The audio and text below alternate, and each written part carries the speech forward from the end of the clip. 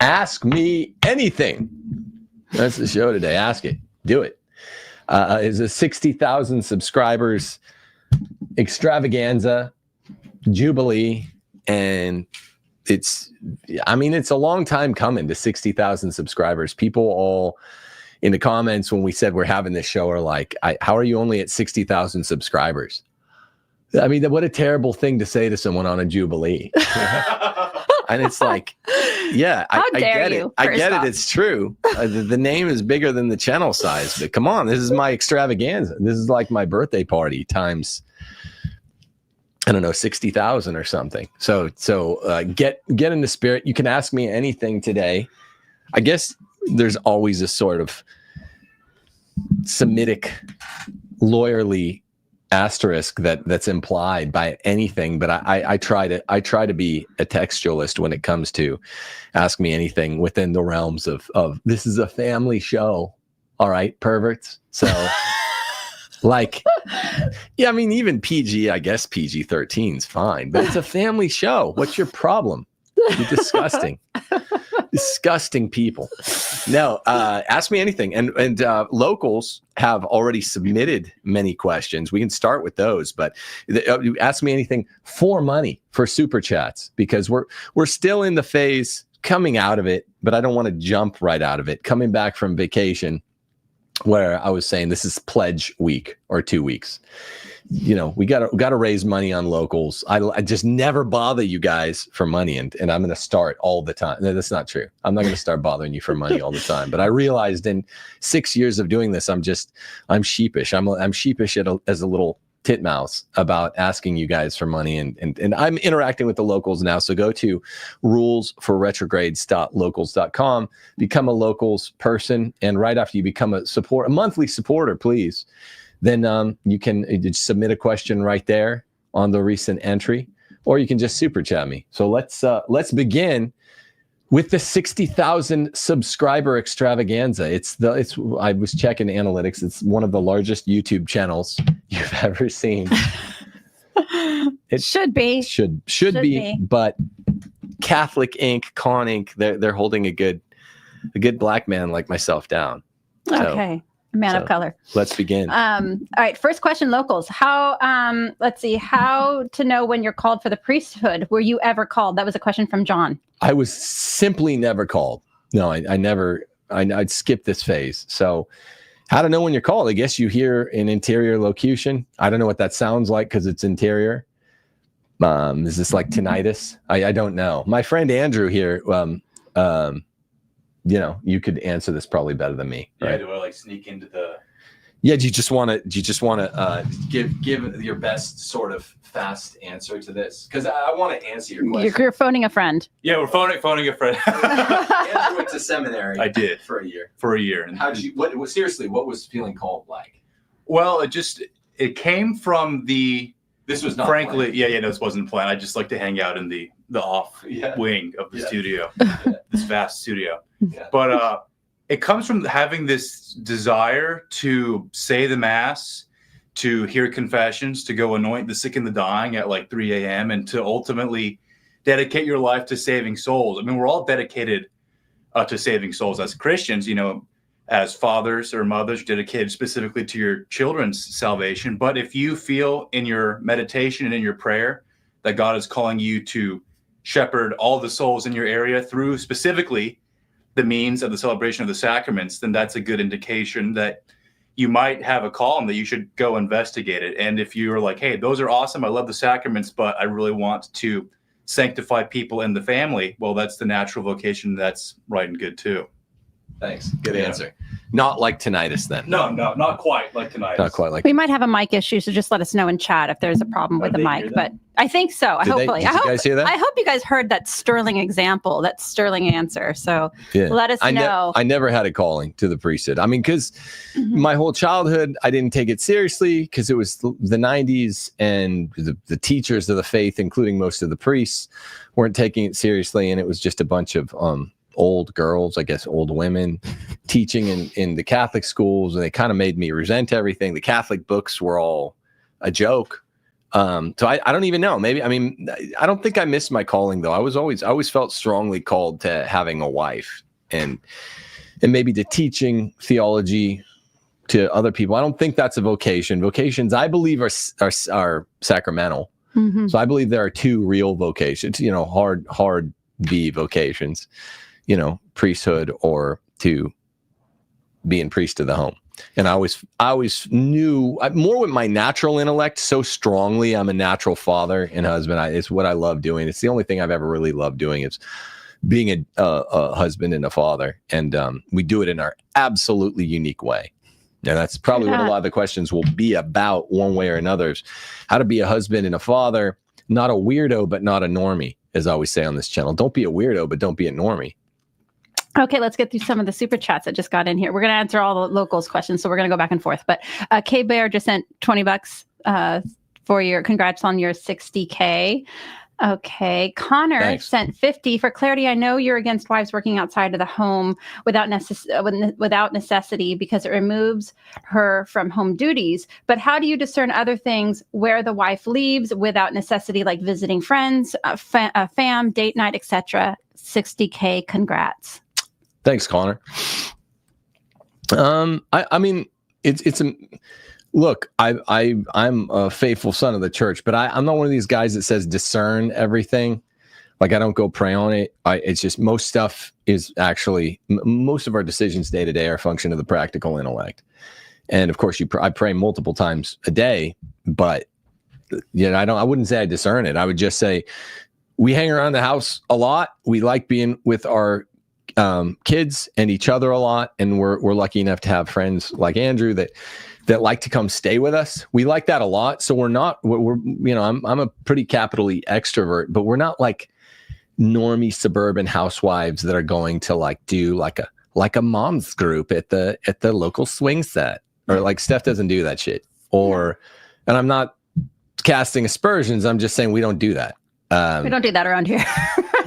that's not what we do here. And like, I want to talk to the mom about what she's been baking lately. Like, that's not it. Like, Steph and I hang out a lot. We hang out with our good kind of life friends who come that are more like family. We're lucky. We're blessed with those. My cousin Jill, who some people know through the matchmaking, she'll come stay with us. But we like being around each other a lot. We go have fun. We go to the Connie Cone. I'd love to get an endorsement from Connie Cone, like best snow cones ever. We'll do little outings. We're kind of in the forest outside of Hattiesburg. We'll go into town and figure something to do, or go to the pizza joint every once in a while. We're not like, and we're also not weird. I mean, not that it's weird to homestead, but we're not people that just because I like the Latin Mass and homeschooling, we like going to the city, and we don't like raise our own food or anything like that. So there's nothing about this that anyone could call a LARP. But Steph just got her license renewed yesterday. She's driven like 4 times since we've lived here for 5 years. Yeah, like probably I can count maybe on one finger how many times I've driven in the past 6 months. One hand, probably. One finger months. means. No, I know. Oh, okay, one finger. Yeah, okay. On the past 6 months, I do not. Yeah, like nobody wants me driving or any woman driving for that. So remember, kind of the new slogan of the channel. It's bold yet faithful Catholicism or something like that.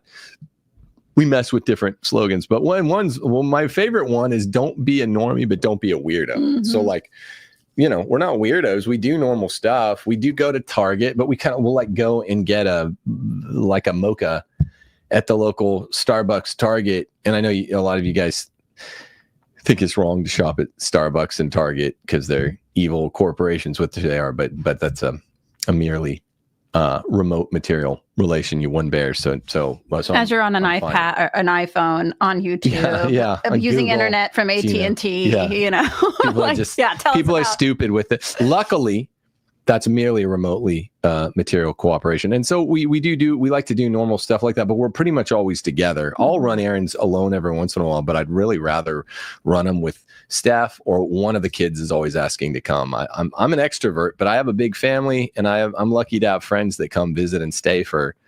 Andrew will come stay for 4, 5, 6 weeks sometimes. Word. Okay. Let's see here. Angelat's CW. When are you going to collab with Christian Wagner? He said he wants to talk to you yesterday. Yeah. Soon. Well, in two senses.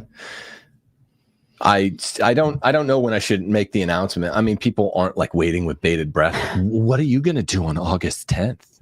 Is it something, or is it just nothing? Are you going to sit around? But on August 10th, I will be making an appearance on a major show that involves multiple people, and Christian will be there. And Christian and I had recently buried the hatchet. I didn't really even know there was a hatchet. That's how it is with a lot of internet people. I'm like, oh, this person thinks there's a hatchet. I don't really care.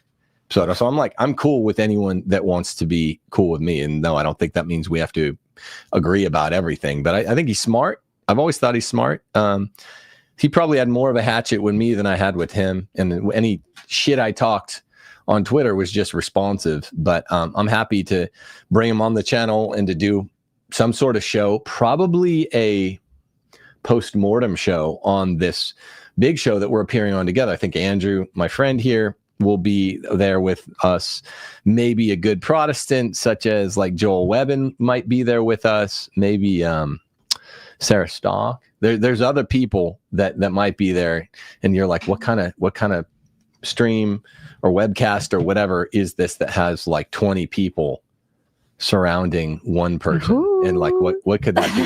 What on August the 10th? What is that? What kind of show happens like that? Whatever could it be? Yeah, I'll bring Christian on the show after that. I'm down with anyone who's a smart Catholic and smart but doesn't take stuff too seriously. That's our style here. Okay, from back to locals. Jack asks, what is a typical weekday, weekend daily routine look like in the Gordon house? I'm curious how you balance work from home and family life responsibilities, etc. So I like people like Jack, because this always interests me. Anytime someone gets a new job, I'm like, what's your day-to-day like? I'm interested in that. Even the boring stuff. Like what are the expectations? Are you allowed to get in at 8:30 and mess with the coffee machine and taking your morning constitutional and doing your emails for an hour and a half? Or is it like a German job that actually makes you work? I'm always interested in people's routines. So I would say summertime is very chill. Get up.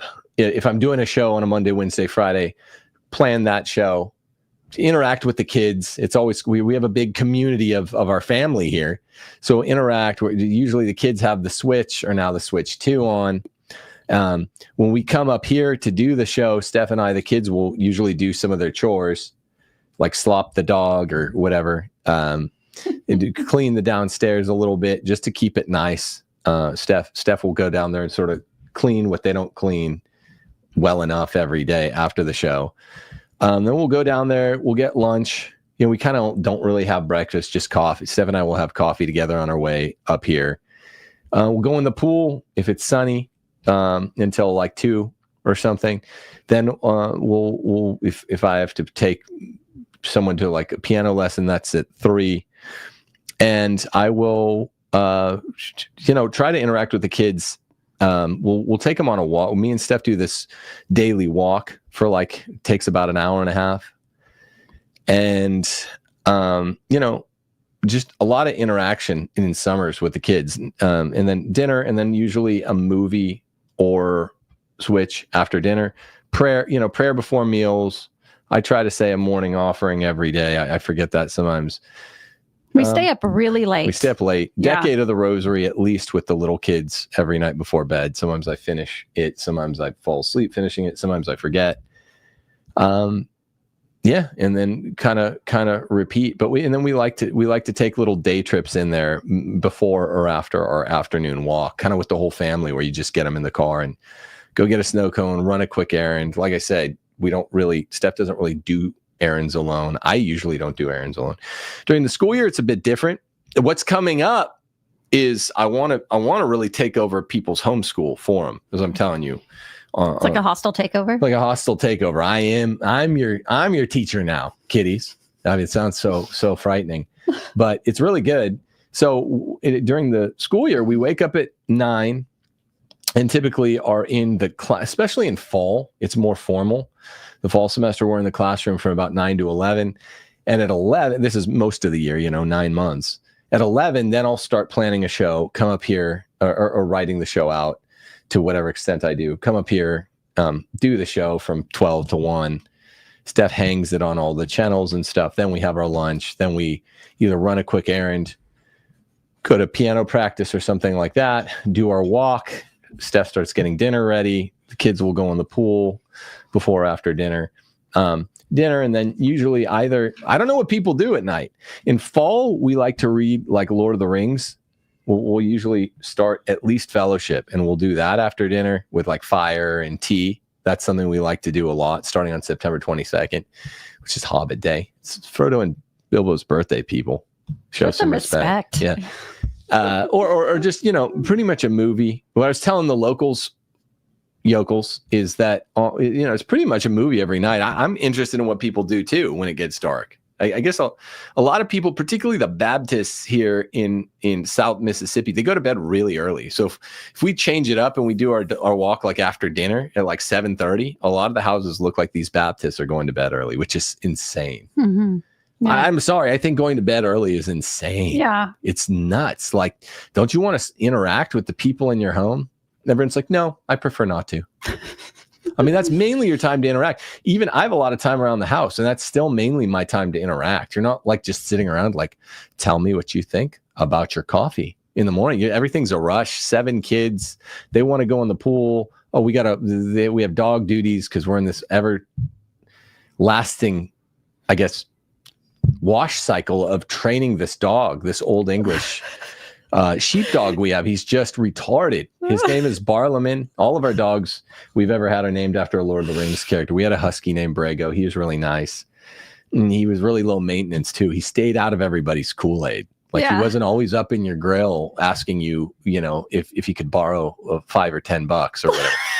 Barlaman, this Old English sheepdog, is also named after a Lord of the Rings character, and he is mentally retarded. He is unsound. He's big. You've seen sheepdogs. He's hairy. He's insane. He's mentally unsound. And he's just always up in your shit, biting your shit. He is mentally unwell. In your Kool-Aid. Like, you try to have a barbecue. He's like, can I come to your barbecue? I hate him. He falls, like he trips over his own. He'll run, and he's really big. He's huge. The Old English sheepdogs are ginormous, and he'll run, and his momentum is such that he'll like trip over his own leg and slide like 40 feet into a wall or into like the porch. You can just hear it crash. But he's a dangerous idiot, and he has to be trained. We had to have him trained from like a police trainer. And usually the kids do the training. Sometimes I do, but I get like, I don't want to do this. I just don't. Some stuff you just don't want to do. And from everything from like being around Barlaman to training Barlaman, he's okay. He's an okay guy. He mainly lives on our deck. I gave him that space, and I was like, this is your real estate. Just go ahead and ruin my deck. I have a really nice deck out in the backyard. I'm like, okay, good. I got an Old English sheepdog. He can just ruin that. Because if he comes in the house, he like gets nervous and starts biting everyone, and peeing everywhere, sliding into your walls. He's humongous, right?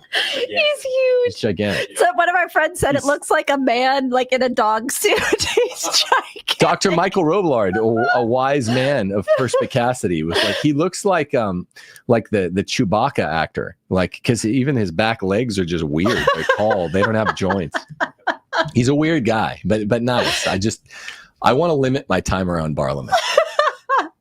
Reminds me of yours, like when Nick Fuentes were talking about his rabbit Edward, where he was like eulogizing him, but he was also talking about how much of a pain in the neck he was. You laughed your ass off. That was a good segment when he was talking about his rabbit who died. R.I.P. Well, we like rabbits in this household too, but they're not. They're really cute. They're like the cutest animal, but they're not. They don't love you back. You give them a lot of love, I'd imagine, and they don't. Sometimes you love people that don't love you back, and I think that happens a lot between man and rabbit. The common man rabbit. Our neighborhood on our walk has tons of rabbits. We've named them all. Yeah. There's chamomile hair. Steph names them all. What's the name? She's a girl. Yeah, I'm sorry. Chamomile hair. What are the other names? There's Norbert. And there's chamomile hair is the one that lives like in our bushes on the left side of the house. But I can tell the difference between them by their tails. So yeah, okay. You're definitely a girl, which is good for my heterosexual. Okay. This guy on a satellite dish on Local said, I volunteered to be a catechist and I'll be teaching 7th graders. We have to go by the book, but I thought about also teaching them some basic prayers in Latin. Other things you would recommend to supplement their education during the short amount of time that I have each week? I mean, you have to go. I like certain like morning offerings more than others. There's one that I use that's up in the classroom. I like that a lot. I like the litany of humility. Keep these kids humble. I like, I don't know. I like the luminous mysteries. A lot of trads hate them or pretend to hate them. They're pretty cool. How do you hate Jesus's baptism or the wedding feast of Cana? I like stuff like that. I also like, what do I like a lot? I like the Litany of the Saints as sung on YouTube. You could show them that. That's really, really, really cool. The Litany of the Saints. I have UFC fighter friends that Brian the Bandit Cobb, who I was like, if you ever get another televised UFC fight, you should walk into the Litany of the Saints. It sounds like you want to pound someone's face with your fists. Parliament. Particularly Feast in Old English Sheepdog. Like ruining your deck, which you love so much. What else? I mean, these prayer devotions are really personal. So those are some of mine. I mean, we will occasionally pray the Hail Marys in our family decade in Latin because the kids know that. But I mean, I pray in English a lot too. I'll think of more stuff. If I think of more prayers, I like the binding prayers. I've been doing that a lot lately.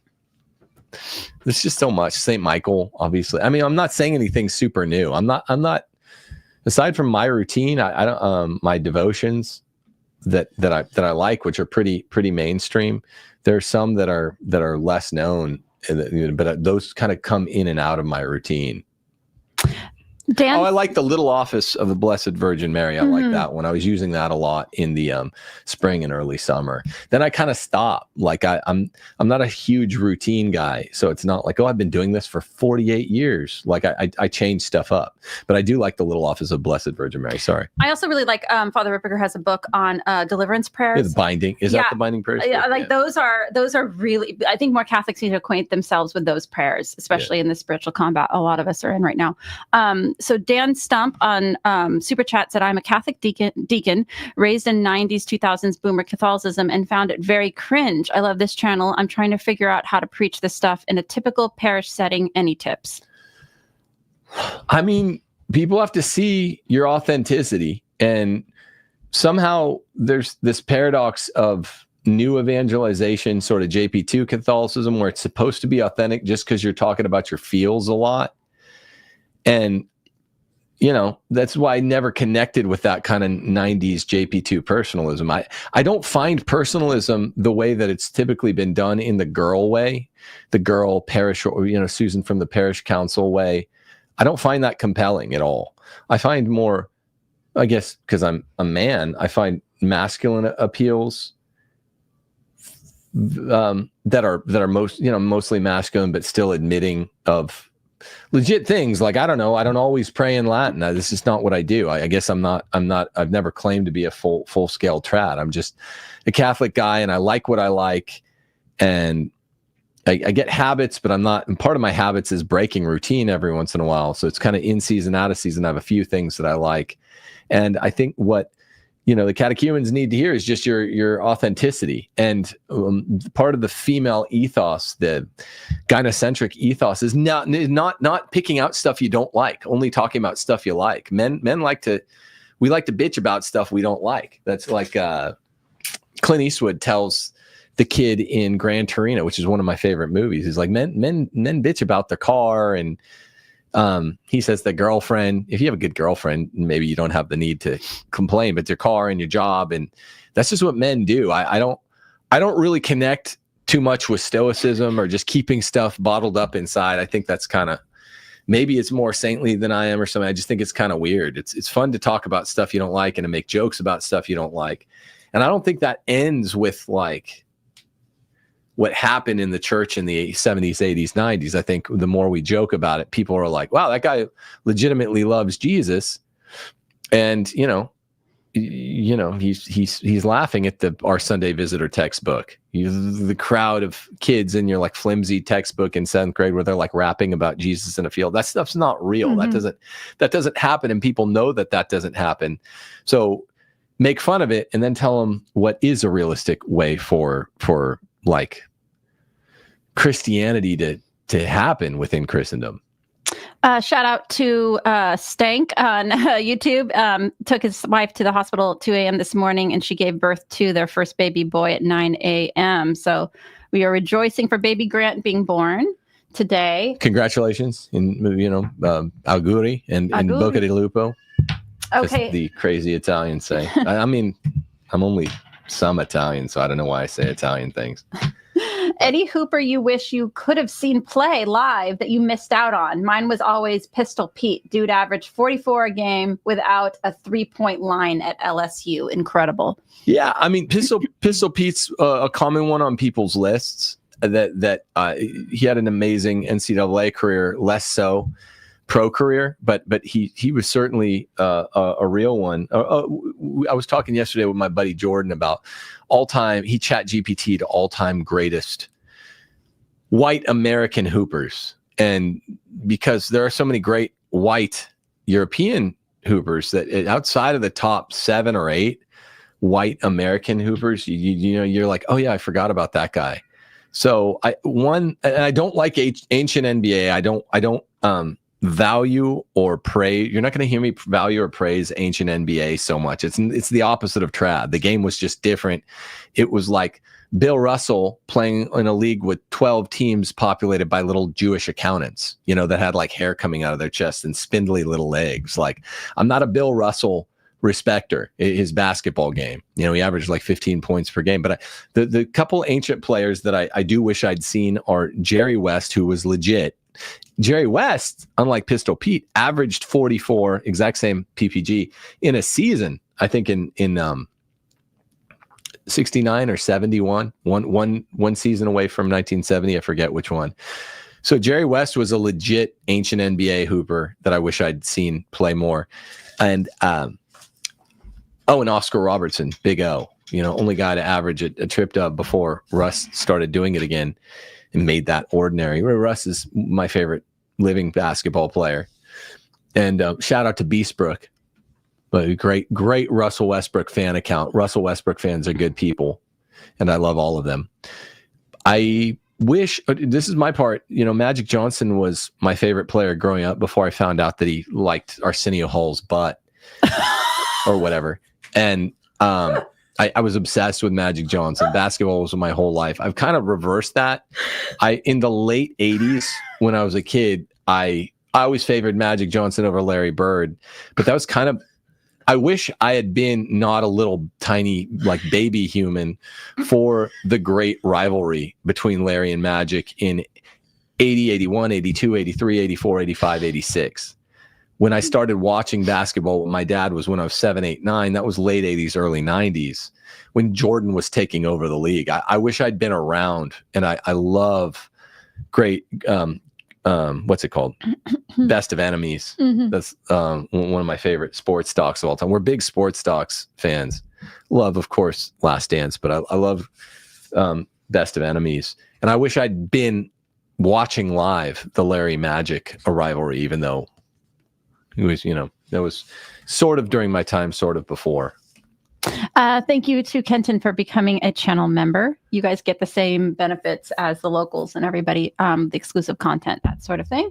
Locals question from Amanda. She says, thoughts on the Voice of Reason scandal? Just, the Catholic scene's rough. I think that's why you guys who do come here, locals, thank you. Thanks for supporting me. You make the show possible. Please continue supporting. Do what you can, because this is unique Catholic content. It's authentic. That's just weird, cringe. I didn't know what the name of the channel was before that. I was shocked to see how large that channel was. That guy with the weird voice. He seemed really dumb all along. Maybe it's just his voice made him seem dumb. Maybe it's just a weird Zoomer thing. But I can't believe what some people will watch. Like spending your precious time watching stuff. I watch some YouTube stuff, but I'm pretty picky. so I just, the Catholic scene is feminized and simpy and fake and gay. And I'm always talking about it. And I don't watch a lot of Catholic content because it's so lame. But if he's that guy with the big dumb voice, can you imagine being like a young Goblina getting snowed by that big dumb voice? All the tinks. I can't fathom what people spend their time listening to. So this is what I mean. The Catholic scene is feminized and fake and gay. And the other half of simping, worshiping females, is always being a perv. You talk to a guy that sounds like an incel, sounds a little bit like he hates women. They're never the pervs. They aren't. Mm-hmm. I mean, almost never. So you talk to a guy like a young guy that's not going to have a sex scandal. It's a guy that's just like no e-girls ever. That's a guy that's not going to wind up a perv. Maybe he'll find a good wife and get married and be really happy. I mean, that was young Tim Gordon. Like, I wouldn't have liked e-girls. I didn't like skanky girls. They're good girls out there. You just got to find them. And also, I'm only addressing this to the adult women involved in that, but you're gross. The girls who, the Catholic women who were engaged with these guys doing the sex act. I think there's one of them that was even sending photos during her shift at work, but she's a teacher or something. It's gross. Yeah, shame on the suck. Shame on you're the horrible. Women too. Yeah. I mean, I don't know if there were underage people involved or whatever. Honestly, I don't really care. Yeah, that's probably the best answer. But if I'm going to talk about it, then shame the women too. I don't like this just shame the man funny business. That's foolish. Yeah, they're adult women. Stupid. The adult women were not victims. Give me a break. Yeah, you guys, you are just as gross and as immoral. If you're not married and engaging in sex acts, then you're gross too. I saw a lot of people on Catholic Twitter talking about these women. It's they're women. They made the decision to do this these stuff. Women they're as gross. if they're victims. Yeah. Typical, pathetic, lame. Catholics are often by and large just gay and fake and stupid and feminized. And I don't relate to it. Yeah. So Locals question, when are you going to make an appearance on the Whatever podcast? Andrew Wilson is a regular and Knowles has been on twice. I think Jay's been on a couple of times, would be content gold. Yeah, I think it would be a really good show. And I'm friends with Andrew. The thing is, I guess I'm a moral guy, but I don't like moralizing. My problem with Whatever is it's festooned with these skanks on the side. I don't want to be around skanks. And so, it's kind of one of these things. It's their barbecue. If that's how they run the show, whoever runs it, then whatever that one guy's name is, if he puts skanks on the side, then he puts skanks on the side. I'm not going to be like, well, come on the show, but only if you get rid of all the floozies. Which is what my conditions were. We were going to have this big debate with Myron Gaines and Rolla Tomasi, and we're talking about doing it with Chase on Whatever. And I did say then, I was like, oh, I'll do the debate. I'll Chase wanted me on his side, and I was like, sure, but just no e-girls ever, no skanks ever. So I'm not gonna, I have 6 little girls. I'm not gonna go appear around a bunch of whores on Whatever. And it's just not. I have a very particular mode of operating, and that's not it.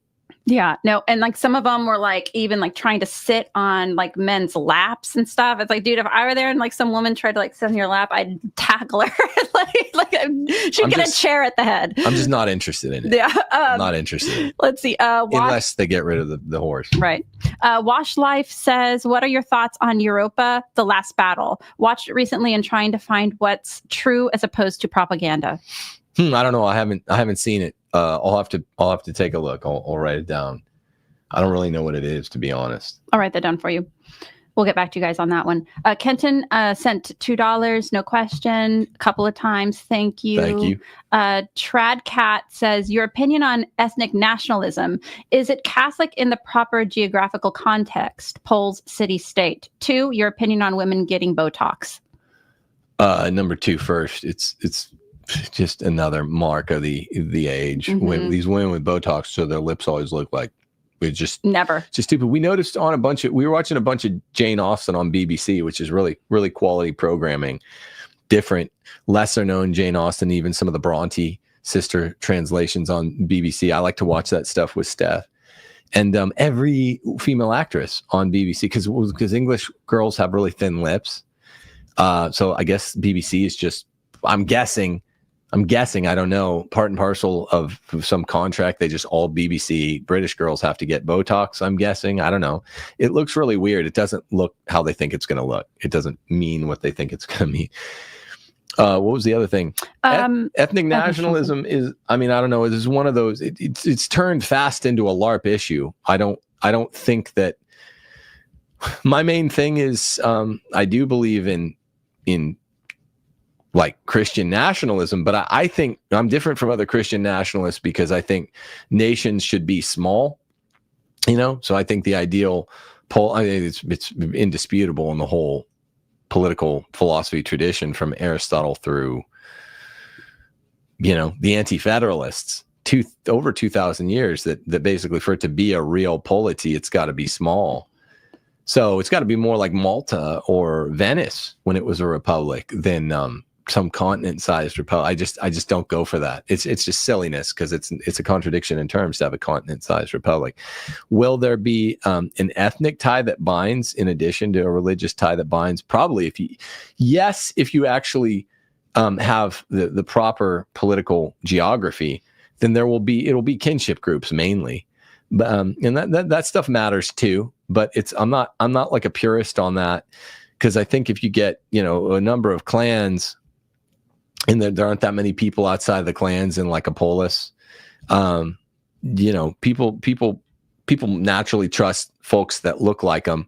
It's not as strong a binding res publica, binding force as religion, which is why I don't think it needs to be a hard and fast rule. But the point is, you can't be any kind of nationalist if you believe in big, right?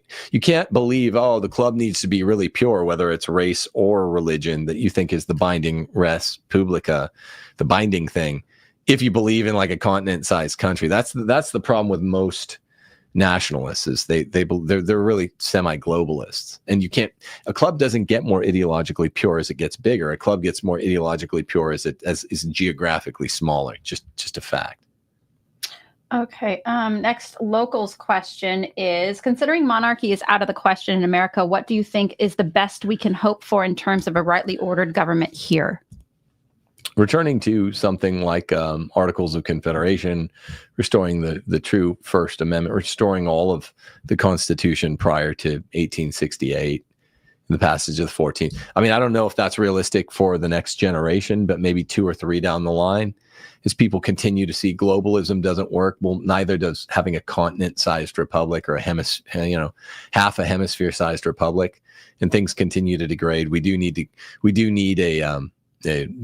a Christian nationalist movement, but we do just need to start identifying more with our states and if possible, even our cities. Like Jefferson said, I prefer the state to the nation, but I prefer the county to the state, as I prefer the city to the county, and like, that's my philosophy. That's the kind of Christian nationalist I am. Remember, the states all had their sect of Christianity that was actually, most of them had an established one, but we just need our little nations we identify with, the states, to be smaller and smaller. Is there any hope for a bona fide Catholic distributist movement, politically speaking, in the U.S.? Well, I'm not a distributist. I do believe in inheriting property to my son. Chesterton didn't believe. He was really you're hard pressed to ever find instances of Chesterton saying what distributism requires, but he did admit that he liked from the French Revolution the idea that you can't inherit property from father to son. That was a big part of the French Revolution, and he wanted to give everyone whatever, 5 acres and a mule or something. Well, where's it coming from? I certainly don't take I don't want to be part of distributism if someone's trying to take my land. I have a little bit of hunting land, half hour from my house. I have a pretty little kind of pond behind my house. Don't take my land, and I'm not gonna join a movement that requires it to take it from someone else. I mean, maybe if you want to do distributism, go get all the BLM, not Black Lives Matter, but Bureau of Land Management land in ugly Mordor, Western United States, in states like Utah, Arizona, New Mexico, even parts of Central California, 97% of the state acreages are owned by the Bureau of Land Management, which is federal, which is unconstitutional. So I guess I'm not trying to hate on distributists. I'm not one. I believe people, should acquire their own land and then, cultivate their own land. But if you believe in distributism, I guess the only way to get the land to distribute is to take it from the federal government. That would be less bad than taking it from private owners. But even Belloc admitted that he said, yes, this would mean taking land from private owners. So when you press Chesterton and Belloc on what they really support, they didn't want to say. They just say these nice sounding, flowery platitudes that no one would disagree with if they're kind of listening with incautious, unattuned ears. But it's not my position. But that's how you would go about it, I think, is take the BLM land in the Western United States, where it's all ugly anyway. The whole Western half of the United States, west of the Continental Divide, where I was from. I'm a child of the Western United States, native Angelino and stuff. Lived in Colorado, Texas. My parents have a cabin in Idaho. Idaho is pretty much the only state in the western half of the United States that I have really any fondness for. Super chat question. Desert. Kenton said, what do you think about the idea that women should not be homeschooling their children because it takes away from their primary vocation as wife and mother? Thank you and congratulations. It does so the way that most women who homeschool are currently doing it. I think that's a valid critique. Because women are naturally submissive, they're natural rule followers, and they're not thinking outside the box. It's not typically a female virtue, and everyone's been brainwashed by John Dewey and the communist, Jewish University of Chicago skills-based model. So when these women are taking their kids out of school with an 8-hour school day, which was put there, admittedly, just to get kids away from their parents, they made up all these fake subjects just to justify a long school day, just to justify getting women out of the home working and kids out of the home. So the state really wanted to get kids and women out of the home. Well, women are only making one appropriate rehabilitation to their family's daily routine. They're saying, I'm going to do this at home, but then they're still using curriculum, which is not a classical thing. There's no such thing as a classical curriculum. We have the trivium, which is not a curriculum at all. It's just when your kids are this old, teach them grammar. Grammar is a certain set of categories about the world. When they're this old, teach them logic. When they're this old, teach them rhetoric. You can use just about any means to do that. But curricula are a tool of the communists. And it certainly doesn't take 8 hours a day. It doesn't take 3, even in 5th, 6th grade. It's like 2 hours a day tops. Mm-hmm. And you're making your kids little geniuses. I could teach you parents how to homeschool really well and to impress people with little genius children. I was talking to Sarah Stock about this yesterday. And if you're interested in this, do send me an email. Because I'm talking about basically running a homeschool co-op where I'm teaching the classes every day from 9 to 12, starting in September. So write me about that. Because these women aren't doing it right. Locals question: are Sicilians real Italians? Do you know what part of Italy your ancestors came from? You should tell them that funny story that when we actually visited your ancestral home, what happened with Allison? My mom's side of the family is from Acera, Italy, which is near Naples. So it's in the dirty south. And we visited it, and my grandma kissed the soil where my grandma and grandpa Guadagno are from. That means I earn money. I make we'll make it rain up in here. Biatches. That's what Guadagno means, which is cool, I thought. It's also ironic because for most of my life, I didn't make that much money. But like a teacher and then like a first-year attorney. But one time you were digging up dinosaurs, which many people don't know about. But yeah, go ahead. Oh yeah. You've done a lot of stuff. At that time, you were a carny. A real story. Carny. Go ahead. Dug up brontosaurus bones. Used GPS to do it. Was a traveling rock musician, landman. You'd done a lot of different things. But Sicilians are like the joke is they're Africans. They're really dark and they're close to Africa. But Acera is near Naples, And so people are all criminals there, and they're all everyone from there or with ancestors from there is untrustworthy. Never trust anybody from Matera, Italy. We ever. went there, and my grandma started trying. We just got off the train, and they have no tourists because it's sort of a shithole. And True. so my grandma was talking to, this is before my cousin Allison was married. And my grandma was like, hey, we're going to find you an Italian husband. I was like, these people don't look like Italians in like Friends or whatever, grandma. Like, just, can you stop talking? My grandma's Italian. She just never stopped talking. And she was like, hey, she stopped two young men. And she was like, do you want like my granddaughter or whatever? I forget what she asked him. It sounds so, body or whatever, but she asked him something like that.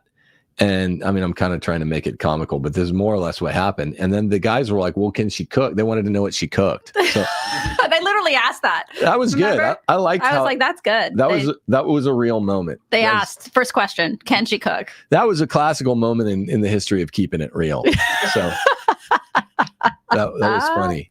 But they weren't like handsome, like Roman Italians shopping for fashions on the Via del Corso or something like that. These were Mongrels. These were Naples suburb mongrels. Okay. I guess that's who I'm descended from. My great grandfather was allegedly in the mafia, and he ran a little carnival in Southern California. I mean, that's just the family tell. There's a story I'm not going to tell about it that seems to justify it, but he ran a little carnival in Southern California, and allegedly had help from the mob. I don't know. This is part of the reason I do the binding prayers. Amen to that. Maybe I'm not trying to slander him. My grandma Guadagno, my great grandma was really cool and a nice lady, but there's a rumor in my family that the Mexican side descended from one of the many women of Pancho Villa. So that's a fun family lineage. These people are like, why do we support these people? Yeah, these people are They're trash. Mobsters from Matera, Italy, and like whores of Pancho Villa. Who are these people who are giving our locals money? My grandma always had my Mexican grandma always had this lamp in her living room of Pancho Villa with like his bullet belt and everything. And I was like, what's this obsession with Pancho Villa? And the rumor is that one of my distant relatives was one of his many ladies. So, so Tim, can you do a reaction video response to Lila Rose's new podcast about submission? We did one on CMask yesterday. Right. Already did it with clips and everything on yesterday's CMask. Let's see here. I did that because I saw your question actually a couple days ago. It was my week to pick the CMask. And I did so super chat me. Yeah, there's lots coming in. So we should. Dear Mr. Gordon, sir, how do you do it? You are a smart guy and an intellectual. I'm hanging in the church by a thread after disastrous last pope and now the new pope who is pretty much the same. Oh man, don't blackpill on the Pope or popes. They really don't matter. Papal minimalism is really demonstrably clear throughout the whole history of the church. It's demonstrable when you read, the notes, the notes that matter at Vatican I, and you just don't have to worry. Don't fly off, the wrong side of the bark. Don't fly off the right side of the bark. Just don't overthink it. We've had bad popes before. I don't know if they're as bad as Pope Francis. He was really bad, but just don't even think too much about that stuff because I'm not saying you have to pope-splain. Everyone knows I wasn't a pope-splainer, but you literally, if it's it never made me blackpill. The evilness of Pope Francis never made me want to blackpill. It always impressed me. Like, wow, the church carries on even with such a bad pope. That always literally impressed me. The Holy Spirit still works through the church. We still had a lot of conversions in 2024, like record number in modern history. But if you're one of these people who makes blackpill, then just don't think about it. It's not a pope-splainer thing to say when we articulate that it's above your pay grade. They're the ones that are going to be in trouble, the bad bishops and bad popes. Just look at the inarguable fact. If you like ChatGPT, what's the world's most legit religion? And you coax it a little bit, it'll spit out Roman Catholicism because we have such a direct lineage to the God man. I mean, that's what matters. We don't worship the Pope, we worship the God man. Papal minimalism's the way. Locals question, would you consider doing a show on Jefferson Davis, biosignificance of states' rights, and a base take on the Civil War to unbrainwash viewers and reading excerpts from Pope Pius's letter to him? I've done a lot of that on a recent Lincoln show. So, I mean, just Jefferson Davis, maybe, but it wouldn't get tons of viewers. But I've done a lot of that in the recentest Lincoln show. Okay, so Chester said on a $20 super chat, what would be the issue with an Orthodox church? Can't be worse than our church. How would you even convince anyone to come into this church considering the crisis the church is in?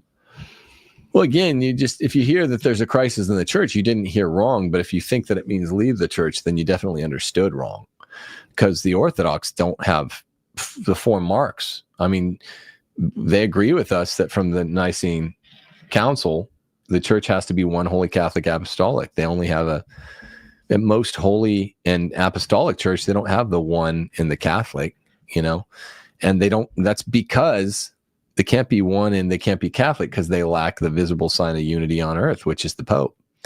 Jesus, and if Jesus, I'll give a nod to my friend Andrew, who's got a upcoming book on this. He's sitting right there. It's pretty simple. If Christianity's true, most people are there that listen to me. Even a lot of people that used to be secular 5 or 8 or 13 years ago are now realizing Christianity is true. Okay, which is the true form? Well, if it's true that Christianity is true and that Jesus did institute a divine office of the papacy, which he did, it's right there in the scriptures. All the first people believed it. The Orthodox believed it for 1,000 years. Then they just conveniently forgot it and never mentioned it or justified why they forgot it. Then Catholicism's true. It doesn't mean the Pope is like a perfect guy. It just means we're the only branch of Christianity that has the Pope. But done deal. It's a pretty clean argument. Don't overthink the rest. It doesn't mean the popes are all good guys.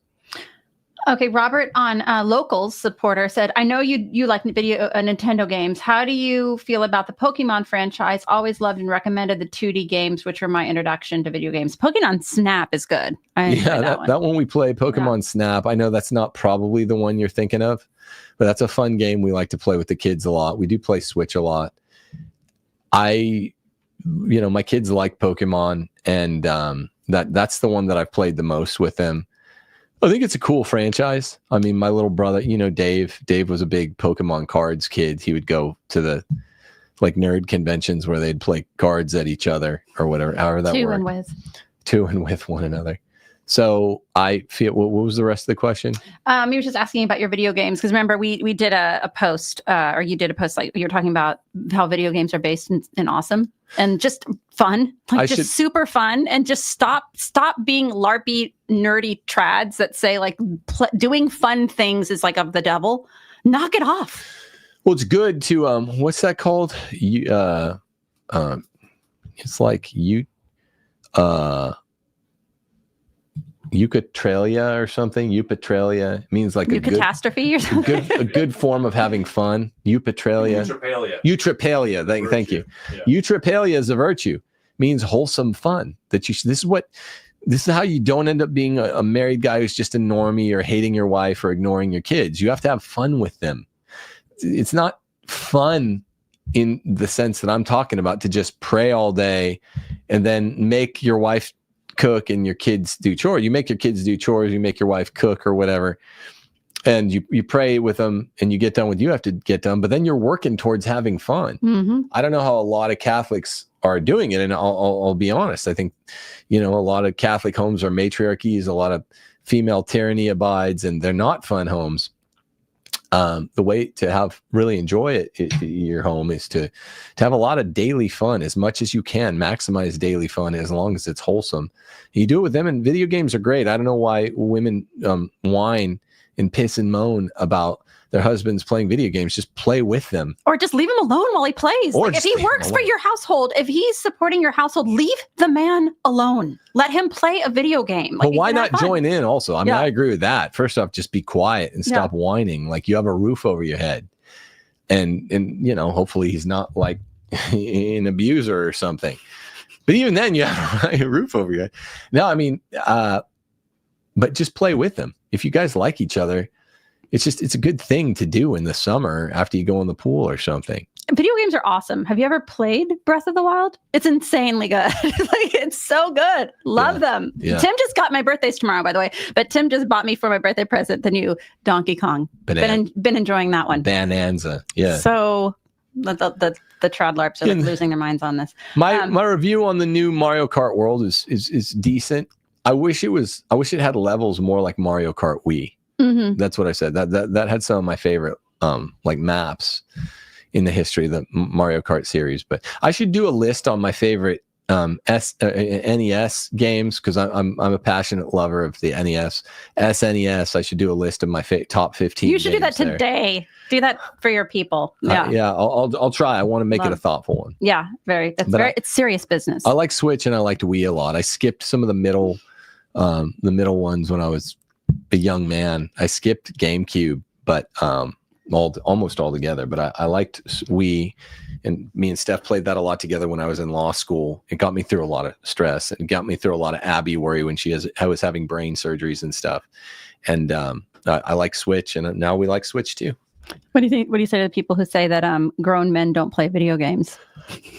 I'm a grown man who plays video games. So what are you talking about? Like, that's just one of those things that really lame guys try to say, like, grown men don't use ring lights. Yeah. It's like, I'm using a ring light now and I'm a grown man. Guys who say that I'm probably bigger than you and stronger than you. So, and a more well-behaved wife, by the way. It's funny, guys who say that, like, men don't play video games, are the same guys that start sentences with, gentlemen, let's retreat to the lanai and have ourselves a snifter of port and let the ladies, like, retreat to the kitchen. Like, those guys. Yeah. If you begin, if you're in, like, Fuentes was talking the other day about text group chat season, and it's hilarious. It sounded exactly like me. I've tried being in some of those, and it tends to be a bunch of normies that don't have a thought in their head. And it's like, why did you join a group chat if you're never going to say anything?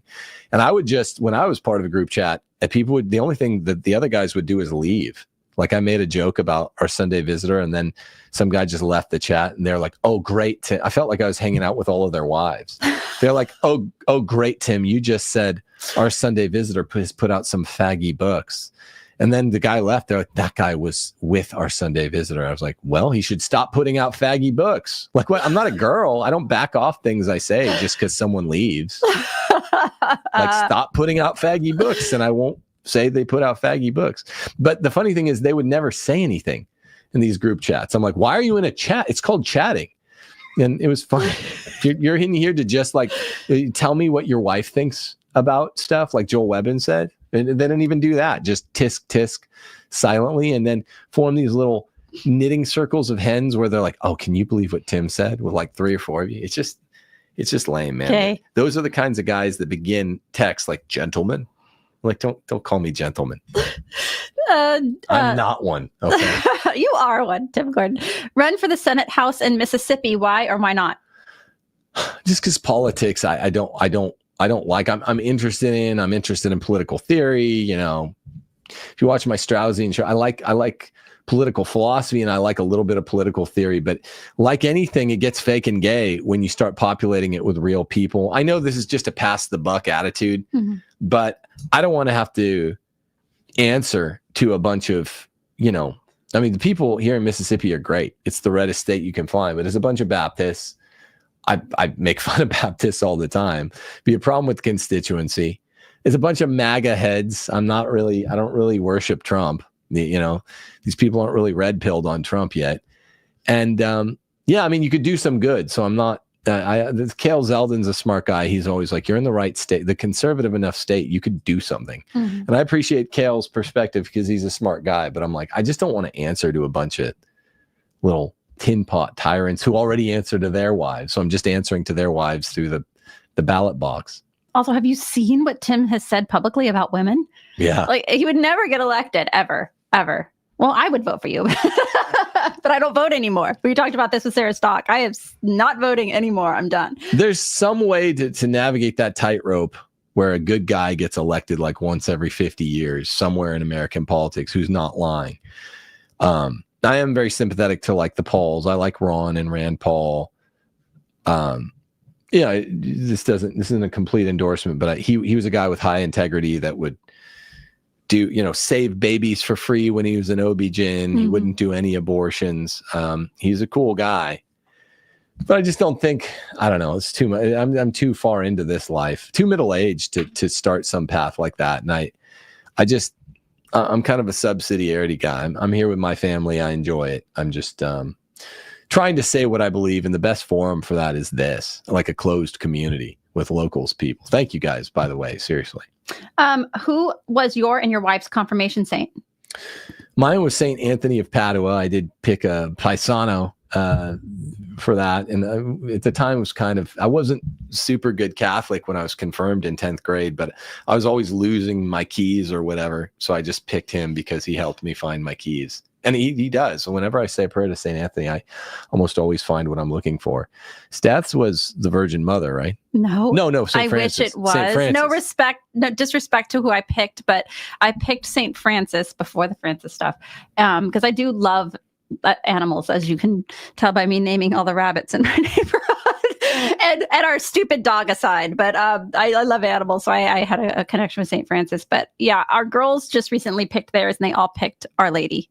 So when both of our picks were me in 10th grade, Steph when we were very first married, we were definitely more Catholic normies when we made these picks. I was gonna pick, just to be funny in 10th grade, I was gonna pick Santa Claus, because I think that would have made 10th graders laugh. I kind of wish I had. I mean, again, no disrespect to Saint Anthony. He's been a great patron saint, even though I picked him for superficial reasons. But Saint Nicholas would have been cool because once I became a serious Catholic, a real Catholic, I really admire him, and I really enjoy teaching, his role in the early church, especially at Nicaea and stuff like that. So it would have been one of those God writing straight with crooked lines moments if I'd picked Santa Claus just to make a joke, and then it was Saint Nick. That would be hilarious. Top 5 favorite U.S. presidents. That was a locals question. Okay, so number 1 is Jefferson. Number 2 is probably Monroe, who's a Jeffersonian. These guys were both pupils of the great Virginian George Wythe. And so, I would say number 3, another Virginian, James Madison, but James Madison was always sort of back and forth between camps, Federalist and Jeffersonians. But he's the father of the Constitution and the Bill of Rights, so I do have respect for him. I think Andrew Jackson would be number 4. He's an interesting character. He stood against the commissioning of the basically the global national bank. And number 5, there aren't a lot of 20th century presidents I like. Who else? I'll just say as a sort of number 5, would have been, could have been, should have been, George Mason, the greatest of all the Virginians, lost his friendship with George Washington because he for good reason said the new Constitution's not as good as the Articles of Confederation. So whereas a lot of people would have had George Washington there, I would say George Mason, who probably would have been president if he hadn't been sort of dissevered by his longtime friend, George Washington. So number 5 is kind of my favorite guy who should have been president but never was. Mrs. Biffert gave a super chat, said, I did not know how to stay cheerful and happy as a mom and a wife amid the homeschooling stress for the last 15 years. Have now learned ways of handling stress and being more thankful. Thanks to Steph. That's very nice. And I'm thankful for that. It's really cool. And if you're still doing homeschooling, I don't know how long you're going to have to continue doing it, but consider in September turning that over to what we're trying to do. What I'm trying to do is really lead a co-op sort of 9 through 12 every morning. Just take it over, and you'll see you don't really even have to be there all the way to 12. You'll see the way that we're talking about just because women are so stressed out about homeschooling. And good job, reading Ask Your Husband or whatever, and not being stressed about this stuff. And everybody's got something. Everyone's got a bête noire that interferes with their mental health. That's something that I wish Catholics talked a lot more about. I've been talking about hypochondria and the way it can really haunt you like a specter. Whatever gives you anxiety, it's like a specter in the room. I say it's like being in the upside down in Stranger Things, where you're right there. You feel like you're in your home, but you're in the upside down version, the shadow realm. And you're not the people you love most, I'll be sitting next to Steph and my kids on the couch, friends on the couch. And if you're having a really bad day with your anxiety or whatever it is, you feel like you're in the upside down. You're removed from them, like in another dimension. We need to talk more about that stuff. There's certain things I think we need to talk less about. Mm-hmm. I don't really need to be hearing more and more and more and more about people's prawn habits and stuff. I think the women in the church need to talk a lot less, but I'd like to talk honestly about stuff more like anxiety, Yeah.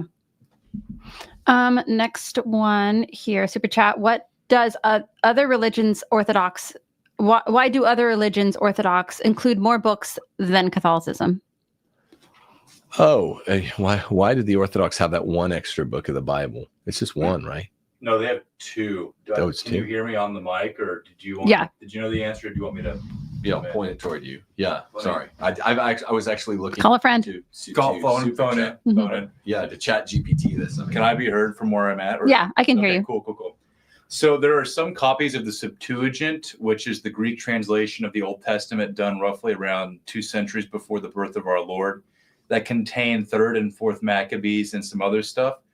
So due to those some copies of the Septuagint, they typically just received the entirety of it. So they maintained those. And the East didn't really have a canonization process similar to the Catholic Church, or there was the Council of Rome and all that, but there were really more emphasis on the canon post-Protestantism that the Orthodox didn't really deal with to go through other stuff. And then there's the Oriental Orthodox who are like in Egypt. They're in Egypt, but in Ethiopia specifically, they have some of the books that the Jews who lived in the Dead Sea Scrolls community, they have some of those old ancient books as well, like First Enoch and stuff like that. But different communities in the church made different lists, and some of them got separated by like periods of time and location distance where they didn't get to go to those debates, so they didn't get the official lists. Thanks. That's a good answer. It's something I've been meaning to look up about why the Orthodox have a couple extra. At least they weren't lopping books off, though. That's what I say. Yeah, right. Somebody, locals supporter, was suggesting that you do a show on the 20th century Spanish Civil War and what was the difference between the constitutional monarchy and fascism and the role of Pope Pius. It's an important question, and yeah, that's not a bad suggestion. I'd have to research that some for shows. Cooper, a fellow Mississippian, says, God bless you and your family from Ocean Springs, Mississippi. Myself and my wife enjoy your content. Oh, tell your wife hello and thanks for supporting our content. Daniel writes on Super Chat, how do you feel about arranged marriages? Do you believe daughters must get their parents' permission to marry? Oh. There we go. Yeah, no, I believe if you raise your sons and your daughters right, then they're going to, and again, people use terms like discern. I don't use that term. They're going to use their practical intellects to get a good spouse. And it's a matter of fact, as a Catholic, it's 3 to get married. It's husband, future husband, future wife. And Jesus, Fulton Sheen has really good teaching on this, particularly given that most of the parents that you'd be asking now are like boomers or Gen X who are either divorced or are married but kind of hate their spouse or did it wrong. You'd really be conceding far too much if you thought that you had to impress a girl, because a good girl can come from a family that doesn't have a good model of marriage. It does happen. And you'd be conceding far too much if you're like, well, I have to emulate my future father-in-law's views on marriage. Maybe he doesn't like marriage. This is very common. Why would I ask permission? Also, the Roman Catholic Church is the first institution in the world that said it's just about the man asking, and the sole permission is given by the woman. In fact, it's not valid marriage. It's a shotgun wedding if it's given by anyone other than the woman. So if she's close with her dad, I favor the young, marriages between one man, one woman, and Jesus. And so I favor, if you think you're going to have a really solid relationship with a solid Catholic father-in-law, definitely I would say ask the daughter or his daughter for her hand in marriage, and then go ask him if you could take him out for a beer and and deliver the news. Hey, I wanted you to be one of the very first ones to know. I just asked for your daughter's hand in marriage, and she said yes. But it gets phony if you say I'm asking permission, because a lot of people have father-in-laws that might try to say no or intervene, and you're not marrying the father. You're not asking for his permission. Permission is what you have the authority to say no about. It's just phony because you're not like, if you met a really wonderful woman and her father said no, you'd marry her anyway. Of course. So just don't be a phony. Just tell him, like, as a man, like, this is what we decided to do. I asked your daughter to marry me. She said yes. If you like the guy a lot, then you can package that message respectfully, and you don't have to be a jerk about it. But it's like, it makes sense to me that what you just said, like, you're not actually asking permission. Yeah, it's not a real term. It's like an equivocal term. Right. There's a first part of that question. Oh, arranged marriages. I mean, I believe in matchmaking, which is why we have a matchmaking service, Steph and I, on timothyjgordon.com. Arranged marriages are a little bit, LARPy, because they're sort of Oriental in the modern context. So I don't know. They probably worked if they ever happened in the West. But matchmaking definitely is sort of a midpoint where you're submitting your case to a third party, and you say, hey, who would I make a good match with? And then you still have some voluntary discretion. Let's see. Wash Life became a channel member. Thank you very much for that. Locals question. Somebody is asking about the validity of bishops and priests ordained after 1968. And they go on to say... 1958? 68. It says. Maybe they may mean 58. What are your thoughts? Is it reasonable for priests to be concerned about the validity of such after post-1968 ordinations? Yeah, I mean... Yeah, I get the conditional baptism and conditional ordination concern, because I can get OCD, but that's definitely sort of OCD concern. At some point, you have to trust to God's, have confidence in God's goodness, that you're not going to be tricked like that. And that somehow, if you were, or you had been tricked like that, he would understand you did everything you could to, if you're a priest, to be ordained, or a young parent baptizing your child, to have them baptized, I would say. Bump on a Log in Super Chat said, congrats, been a fan since the TNT days. Any plans to team up with Andrew Wilson for debate again? You and him are the two channels I truly follow and enjoy on the regular. God bless you and the fam. Yeah, we did that 2x2 versus Aaron Clary and Paul Elam. I mean, I would love to do more. We were going to debate bigger guys like Myron Gaines and Rollo Tomasi. I did the Rollo Tomasi debate on Tim Pool, but that kind of devolved into, he was just kind of agreeing a lot. So I'd be open to it. And again, I like Andrew a lot. He's a cool dude. I talk to him frequently behind the scenes. If he wanted to do a 2x2, I would be game for it for sure. Local supporter Dr. Noah says, trying to go on a pilgrimage to Europe with the little kids. Any suggestions? Oh man, spend a lot of time in Rome. There's so much to see in Rome. I mean, between Rome and Assisi, those are my two favorite places in Italy. People go to Florence a lot. I find Florence, maybe, I mean, this is just me. Mm-hmm. So I'm not saying this is doctrine. Maybe I did Florence wrong. I was really bored by it the 3 or 4 times we were there. I do like Dante, and that's cool that Dante's from there. But Venice is very touristy and cool, but just kind of confusing and hard to get around. And there are other cool places you can go too, like in Umbria. But you're going to want to spend a lot of time in Rome. People don't set aside enough time for Rome. Even though it's a little city, it's big, and there's a million things to do. It's a little city, and you can get around really easily. It's probably my favorite city on earth. I love Rome. Dr. Noah follows up and says, would you go to an SSPX chapel if it were 5 minutes away?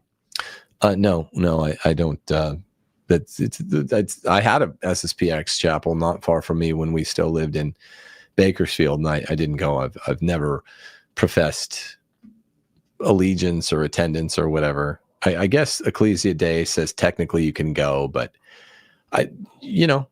maybe people that go to that agree with me more about the Latin Mass or traditional sex roles, but maybe not also, because those people get really LARPy. I'm a practical guy. And so the things that I tend to talk about, I do like the Latin Mass because it's just better and more beautiful and even more functional.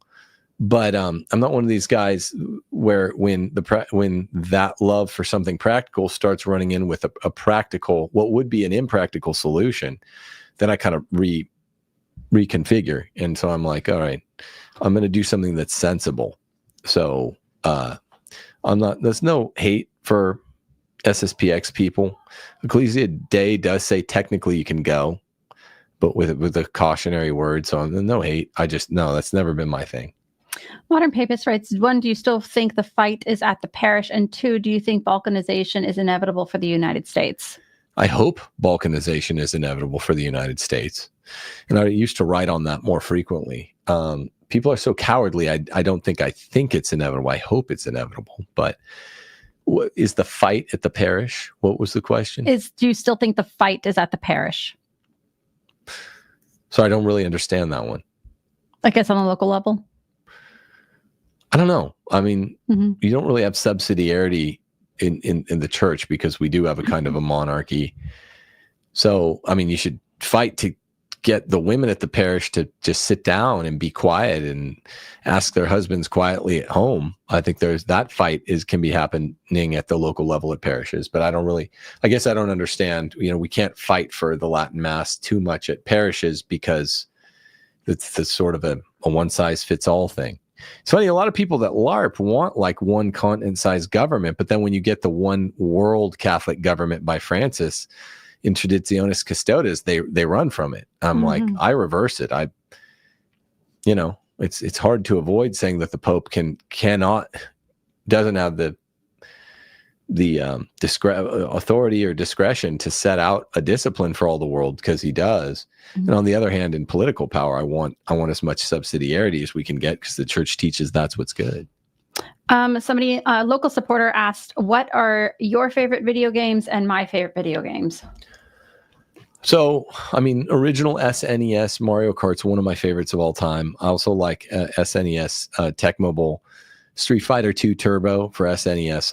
I was like a little Japanese boy at. I was really good. Really, really good. And still am. Mortal Kombat 2 is really fun. I remember when you were teaching a Catholic school, you were telling your students if they could beat you in, what was it? It was Mortal Kombat. It was Street Fighter. Street Fighter 2 Yeah, Turbo. You said if you could beat me at Street Fighter Turbo, then one round. If one student beats me in one round, I'll give the whole class A's. And they're like, oh my gosh. And I let them play me for like 2 hours. They couldn't beat me in one round. Because I knew they hadn't grown up with Super Nintendo, but some of it played it. I also like some of the classics. I like Super Mario Mario World for the original game that came with SNES. Right. Super Mario World. I like Donkey Kong Country 1. I think that's a groundbreaking game. Besides that, there's a game called Mystical Ninja for SNES that was really, really fun. One of the first really great simultaneous 2-player games. Oh man, then there's so many classics for NES. I have to break them out. Like Kirby's Adventures in Dreamland is an amazing game. Original Mario's. The original Tecmo Bowl and the next two on NES is an amazing game. Super Mario Brothers 3. I'm not saying anything super groundbreaking. Original Legend of Zelda. These are just a really special to me, a big part of my childhood. Probably my favorite game franchise of all time are the Mega Mans. They're hard. They're really hard games and really awesome. I loved all the robots, Dr. Light, Dr. Wily. I love Mega Man. We have little Mega Man gear throughout the house. Mega Man 11 was an amazing new installment for the Switch. I joined nerdy Asian people around the world. Rockman is what the Asians call Mega Man. It's funny. But we're hoping for that Mega Man 12. I like the Mega Man X series. What Steph embraced more of the open world RPG game. I thought I would hate them, but I got through both of the Tears of the Kingdom and Breath of the Wild. I played I beat those really, really pretty fast. Loved those. Old school, all, we were talking about this the other day, the old SNES and Nintendo stuff. Back in the day, like in the 80s, like we were having to wait out some of those games. Like the old Ninja Turtle game was super fun for that one. The arcade game. Arcade, yeah. Sonic's amazing. I loved the Sonics, the old Zeldas, Donkey Kong. Like I love the Donkey Kong games, like from the very beginning, from the SNES. When that came out, when that Donkey Kong Country came out, that like blew everybody's minds. Yeah. Like we all lost our marbles over that one. I played that one. My family is a big video game family. Like my brother and I would just sit down and play video games all the time. Castlevania, some of the old things. Bubble Bopple, amazing, simple game. You're talking to Jay Dyer. I was talking to Jay Dyer's wife about that. She loves that one. Banjo-Kazooie, amazing. Mortal Kombat, super fun.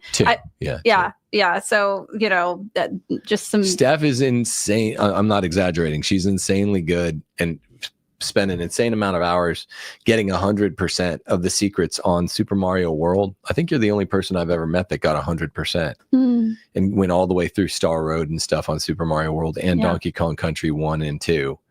Those are hard games to get 100% of the secrets at. So she's a real old school gamer. OG gamer. Let's see here. Next one. Is it gay to kiss your girlfriend? No.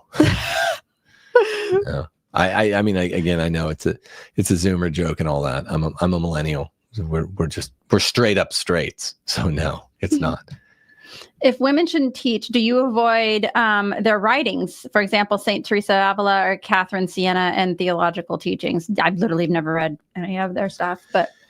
Yeah, I mean, it's one of those things. It's like hortatory, like women shouldn't teach. I generally do. I'm not like eager to pick up a book by a woman, even if in the post Vatican II church, they started canonizing all these women doctors. We had none before Vatican II. But again, because I'm a practical guy, I'm not saying that I know you shouldn't. I just don't prefer it. And there's insights there. I mean, I love the Virgin Mary, but she wasn't writing books. I'm interested in what happened at Fatima, but even Sister Lucy wasn't necessarily writing. And I have read some of the memoirs of Sister Lucy, but she wasn't writing that to be published. It's just not really my style. I'm a man's man. So I know boomers. I've even heard boomers say, "Oh, I don't do the rosary. I think that's girly. I'm a man's man." That's just a mischaracterization. But I don't connect with female prophets or females prophets who are always male, according to Dostoevsky. And I don't connect with women doctors. But that's no disrespect. There's cool stuff in the. I know Dan Burke. I've read books by people I respect on female doctors. Dan Burke does some good stuff on Teresa of Avila. The Interior Castle. Yeah. But yeah, they're inspirational. I've read that, but I'm just not, it's just not really me to be like, oh, this girl wrote a book. Let me pick that up, even if she's a really cool saint. Yeah, I mean, obviously they can be inspirational, but necessarily like the teaching aspect of that. Let's see here. Oh, your favorite color and food? Favorite color is green, as our 3-year-old thinks it's called. And favorite food. See, again, that's another one of these things with me. I'm sounding like I change. I don't go through phases. I still love the same stuff I loved as a kid. But favorite food is one of those things, kind of like my devotions of choice that does change from time to time. So certain kinds of amazing pasta flavors that we don't even have in America became my favorite food when we were in Italy. I always love good pizza, like New York style pizza. I love a good steak. I'm like basic when it comes to food, so it's not one of those things. I love a thick filet mignon from Bob's Chop House. That's the best steak I've ever had, and I've had it a few different times at a few different Bob's Chop Houses. So that's probably the best meal I've ever had. But I like New York style pizza a lot. I like pasta. I I like getting good burger meat and barbecuing that. I mean, I'm not like fancy when it comes to food. Somebody's asking local supporter, any funny hypochondriac stories? Oh man. Steph, I don't mind if you share some of them, but that I have so many. I have too many. It's like, how much time do you have? There comes to mind a certain week where you thought you had like 6 cancers all in the same day, like that kind of stuff. So it's like having to explain things like, you can't get cancer in certain parts, that sort of thing. It's funny because a hypochondriac mind, it really does. It's a curse. It's a curse because you imagine lots of things like that's wrong with you. Like, there's just funny stories from like your students because like you at one point you were like worried about a tumor and you were doing these weird or funny balancing tests to see if you could like stand on one foot and stuff. So it was kind of like a lovable thing, even like with some of your students. I would come have lunch with you when you're teaching. Because if you're a real hypochondriac, I don't just mean like, well, sometimes I get worried about a pain I have. Like that's just normal. If you obsess over it, it stops being normal, and you become a hypochondriac once you do the compulsive checks. So one thing I did for a long time, our friend Anthony, who is a teacher with me, that's also a friend of Andrew here, because Andrew was a student of his at the school, and the 3 of us were friends after Andrew graduated. But this other teacher, Anthony, who was technically I was theology department chair, so he was first year. I had to like supervise him, but I got some bad bronchitis, and I just in November of a school year, and I coughed up, just tasted a little blood, had a little blood, it's real normal for bronchitis, right? And for the next 6 or 7 months, if I coughed even a little bit, and Bakersfield has like the worst air in the world, so you're always coughing, even if you don't have a cold. If I coughed even a little bit, I'd like hold my spit in my mouth, and then if I had students in the classroom, I'd be like, "Hold on, guys!" I'd run to the little bathroom at the outside, and I'd spit on a tissue and just examine it. This is the kind of hell that hypochondriacs get themselves into. You're always examining stuff. And so Anthony would see me because I'd pass by his classroom. He kept the door open just all the time, and he just would laugh. People eventually figure out what your little compulsive checks are. You think they're weird. I'd always do, it's gay because it's yoga, but I would always do this one pose where I was just, not because of yoga, but because I was trying to balance. When we got back from Italy and Abby was having all these brain surgeries. That's what started all this, by the way. Our daughter had like massive brain surgeries, trauma when she was born. And in Italy, then it's like you've just been kind of afraid that the other boot's going to fall and one of you or somebody else is going to get sick. So yeah, that's where it all originated. Yeah. So I was real dizzy because I had like adrenal fatigue. And it's real normal, I guess, to get dizzy when you're worried all the time. But I would like balance and try to do this. It's just stupid. You would do we'd watch a movie and you would like do this in your ear because you were worried that you couldn't hear. Hearing what's going out on one side. The other, this was only a couple weeks ago. We were coming out of the grocery store and there'd been some detergent spill, and I smelled detergent and I kept smelling it in the car, and I was afraid I kept smelling it by the time we got home. So I was asking Steph. Because as everybody knows, phantom smells are evidence of a brain tumor, right? So dumb. Even like your friends, like I've noticed, like, when people are over, like people who know you very intimately well, like if there's like a health thing, like we're talking about this, like they'll like whisper, like, and the person had cancer. Yeah. And then they'll continue with their story, like to me, like they understand, like that kind of stuff really sets you off. It's no way to live, and you have to have confidence in God. And I'm not neurotic with really anything else, so it's totally like out of the blue for me. And a lot of it has to do with Abby, but I'm sure that it just all my neurosis went into this one basket. Everything else, I'm like, I don't care. I'll eat where everyone wants to eat. I'll, whatever. I'll wear what's comfortable. I have like 4 shirts I wear. Talking to Jamie and Jay Dyer about that. She's like, he has like 4 shirts. I was like, yeah, me too. It's like a millennial thing.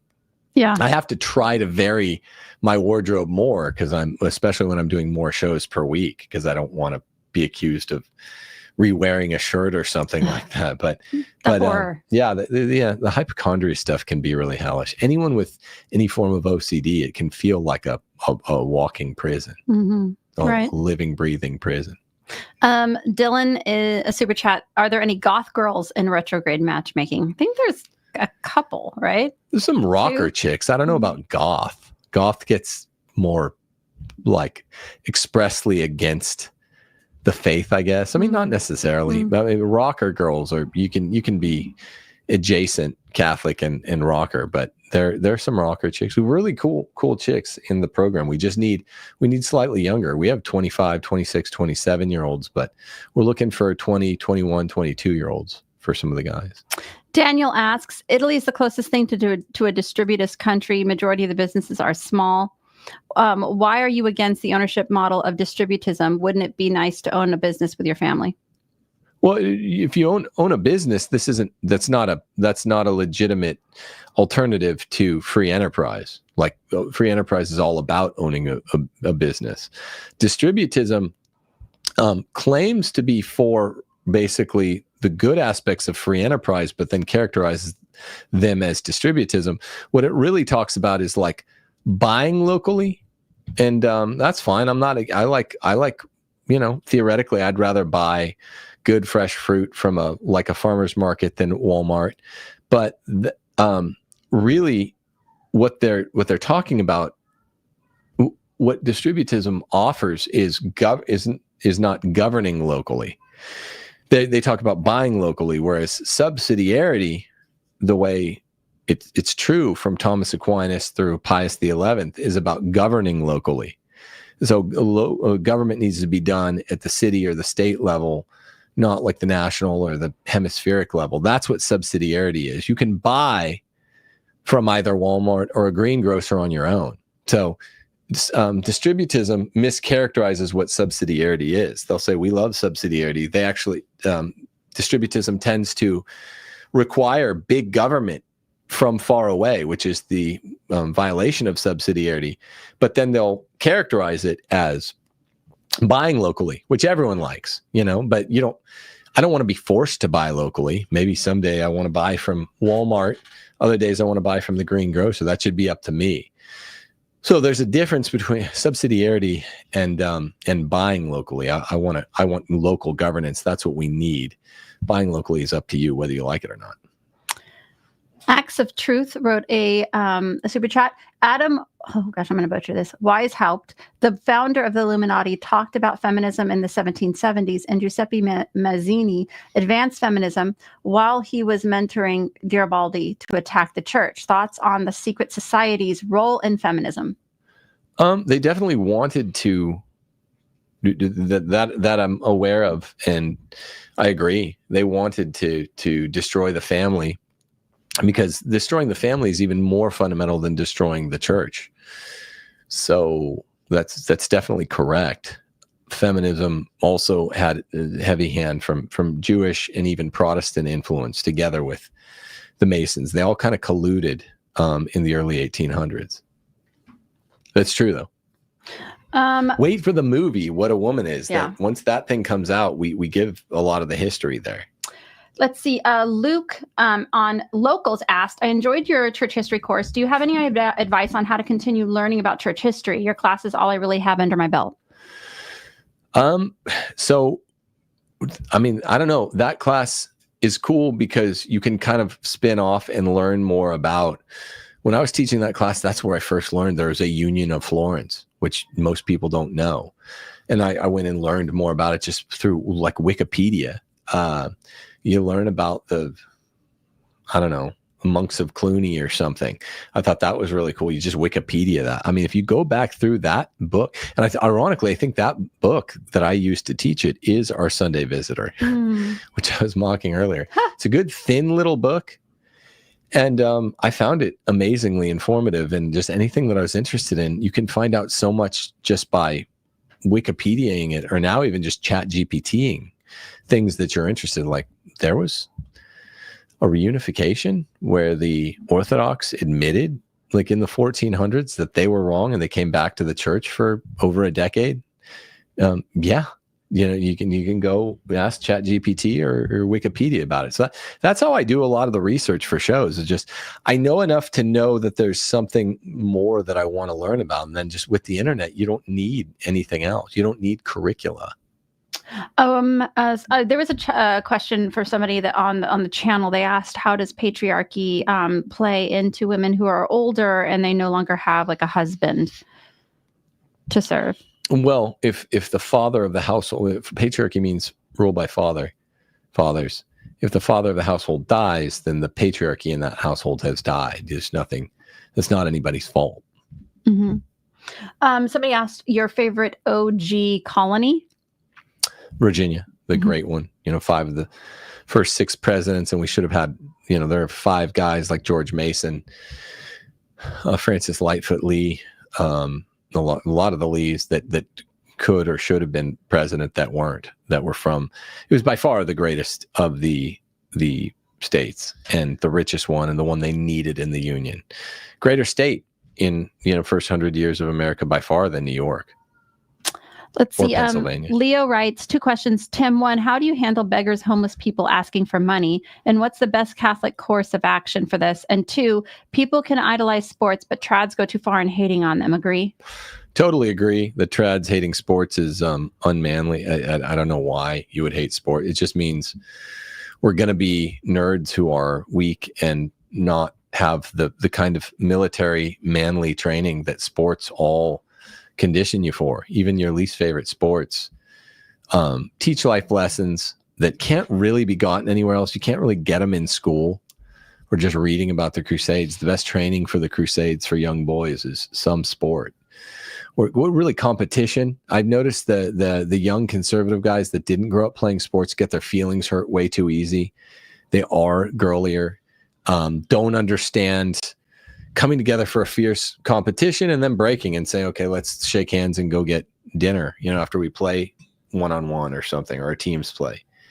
What were the other questions there? Can people, how do you handle beggars and homeless people asking for money? What's the best Catholic course of action? What's funny about that is that I don't know what it is about me, but anytime I'm around like a homeless person, my presence brings out the rage. Like how many situations have you and I been in where we're just walking down the street and like a homeless person will like pick me out of the crowd and just start like trying to attack me? This has happened twice. I remember one in Venice Beach, like they were just like yelling at me from across the street. There was a busy street, just screaming at me. And then it's like all the homeless people in Venice Beach. Yeah, and then like there was a time we were leaving. It was at Wrigley Field, and like some homeless guy like crossed the road to like fight me or something. It was just the strangest.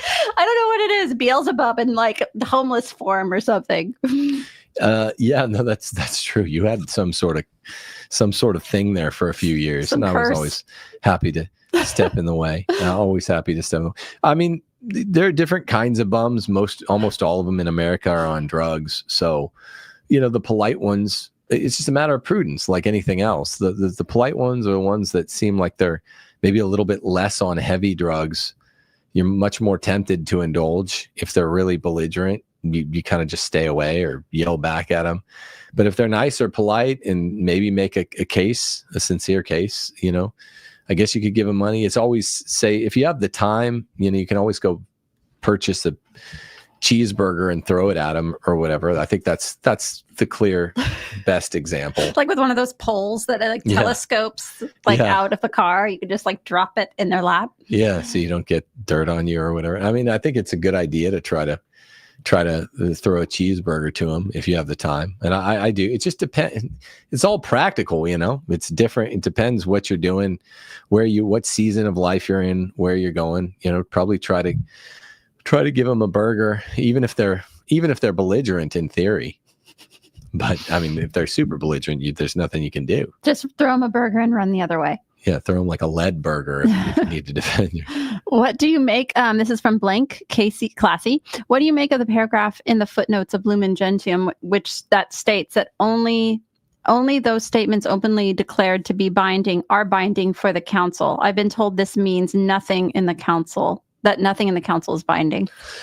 Yeah, and Paul VI after the council says the exact opposite in one of his writings, right? He said in like the closing sermon of the council too. The closing sermon that it is. He says that they did not desire to. Should I get closer or? No, you're good. You're good. They don't desire to infallibly proclaim anything new, but you still owe like the religious submission of intellect and will. That's also in Lumen Gentium, I think 25. Yeah. Non-infallible things. But the footnote, does the footnote say something more aggressively in favor of that? I mean, that's confusing and it's odd, but there are other ecumenical councils that are strictly disciplinary that weren't called for. It's sort of an obvious point. They weren't called to declare some dogma, to some new definition because of a false teaching. And Vatican II is definitely one of those 3 or 4 councils. There are other medieval ones. That doesn't mean you don't have to listen to the council. It just means there's no dogmatic definitions. So if you're supposed to give religious submission to a doctrine that's not a dogmatic definition, then we should try to reconcile it, and we should be expecting even those disciplinary councils to have something to say to us. So that's why I never, that would be clean and easy if whatever was untoward about Vatican II, whether in its genesis or in its documents or whatever you think it is, there's different opinions. It would be really clean if it was like, oh, just go ahead and get out of jail free. You don't have to listen at all. That's not what it meant. It's just, it's not one of the dogmatic councils. That's a simple fact. But there still are disciplinary doctrines and even outright doctrines, I think. So it's there's an answer to the Vatican II issue, but I don't think that's it. I don't think that doesn't get us off the horns. Mm-hmm. Interesting question on locals. A supporter asks, what were the toughest years of your marriage? Oh, wow. I don't know. The first one's tough because you're learning to live together. It's fun and exciting, but it's also tough because you're learning how to be married and you don't have as much cumulative grace and you don't know how to really argue, in an efficient way. Did you agree? Yeah, I would say that. I would say that for us, it was. We went to Italy our 3rd year of marriage, and that's when we were apart from both our families. We really just relied on each other. We were there a little over a year, and that's when we got really good at marriage, was in our 3rd year. 1st and 2nd year, we had more of those stupid fights. Sorry, I didn't mean to interrupt. No, I would say 2 things that come to mind was the Abby stuff when our daughter was born with severe medical problems when we were newly married, basically. She was our kind first of the child. 4th year. She was born in our 4th year. And then just honestly, since you started doing this whole thing full time, I guess, like just talking more honestly about your views in relation to feminism and that sort of thing, it's been tough losing people. Like, we've lost a lot of people, of family members, like very close family members. They hear what we're saying about feminism and the church, divorce, remarriage, just, all working the wives. Immorality, working wives. We have lost a lot of people. Don't go to your coworker's son's wedding. People in the family and friends get mad about that. Some of the people I grew up with, people I've studied it with in various grad programs that I considered friends, reach out for the first time in a year or 2, and they're like, I heard what you said, I'm mad about this. Yeah, we'll get emails from family members or texts from family members. We've lost very, very close family members, not a few. Like, there have been several that have been very upset and very, I guess, hurt, if I'm going to be, fair to them, about our views in relation to the church and gays and feminism and working wives and that sort of thing. So it's been Tim specifically is a very social person. So we've really relied a lot on our friends, in particular, the last few, maybe 10 years or so. So, that has been difficult. We say in our books that we're each other's number 1 fans. That's how all marriages should be. Like, the wife should think her husband's the best. The husband should think his wife's the best. But yeah, that had been tough. And then I know, Tim, you've been very open about the fact that, the hypochondria has been really difficult for you the past year and a half or so too. So that's, it kicks in and kicks out. And who knows what measure of spiritual combat constitutes that. But that's not so much a marriage. Like Will said in CMASC yesterday, that his dad, who is a secular guy, would say, well, it's in other time, I'd apply what he said to the latter years of our marriage. If it's a tough year, it's the circumstances, it's not us. The first year, I'd say 2 years of marriage before we went to Italy, and we'd have the stupid fights over nothing, just because I wasn't used to living with a woman. I was like, what the hell are you doing? Why do you take up so much space in bed? You're a little woman. Like, you get legitimately annoyed about this stuff when you're first married. Like, what is your deal? Yeah. Why are your legs over here? Problem. You're 5'4", you're very petite, and you're trying to take up as much space as me. I don't understand it. You argue over the dumbest stuff. I remember one time from the first year of marriage, we got in a fight because we were taking a walk in my parents' neighborhood, and you liked the neighbor's style of grass. It wasn't like golf green. It was long. And I was like, that's stupid. And you're like, what do you mean? I remember one fight when we were it's just early marriage stuff. I remember one of those like things like we were like, it started off like as a joke fight, like, or we were just kind of joking where we're like arguing like what part of the dog's leg corresponds to the ankle on the back foot. That was kind of a joke. And then it just like, we were like, it got like, we were like, it was like, yeah. That kind of stuff in early marriage where it's definitely you. You're definitely learning to live around each other. It is you.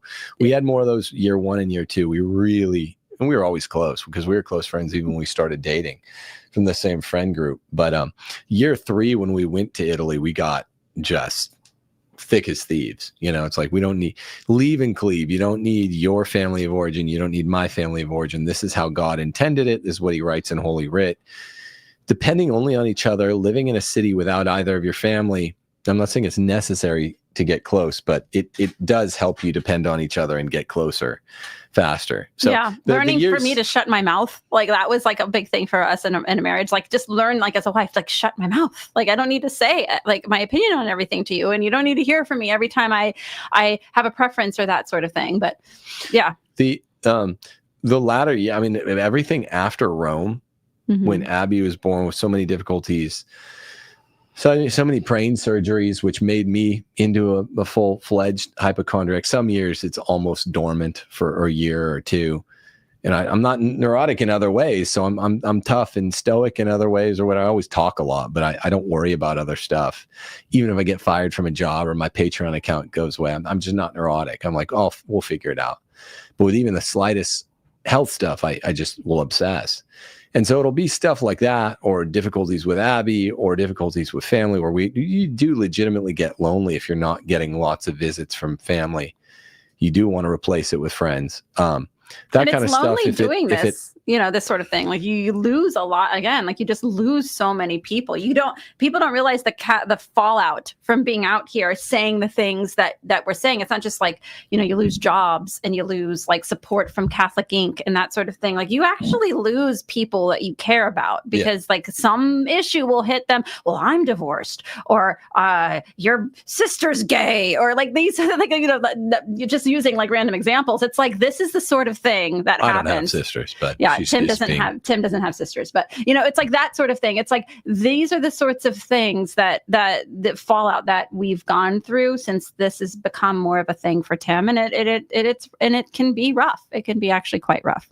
Yeah, so that's more after year 2 of the marriage. I would say it's no longer just us kind of annoying each other. If we're annoyed at each other, it's like, wow, it's more the circumstances. The only thing I really contribute to is if I just am getting obsessive with health worry. Steph's not the most patient, and it's like, well, this is just a uniquely narrowly tailored set of circumstances that we get along in every other way, And that's part of it too, is identifying like where your shortcomings are. And this is something that we do with our marriage couples all the time, is just being honest. Like Tim said, like, I can tell you my shortcomings right now. It's like short-temperedness is definitely one of them. Being a bit of a loudmouth and like telling, but you're sweet and you are submissive. So to you, yeah. But it's like I had to take myself off Twitter because I can be unfemininely combative on some certain things. Always thinking that I have like the right ideas about stuff when I really am quite ignorant on some things.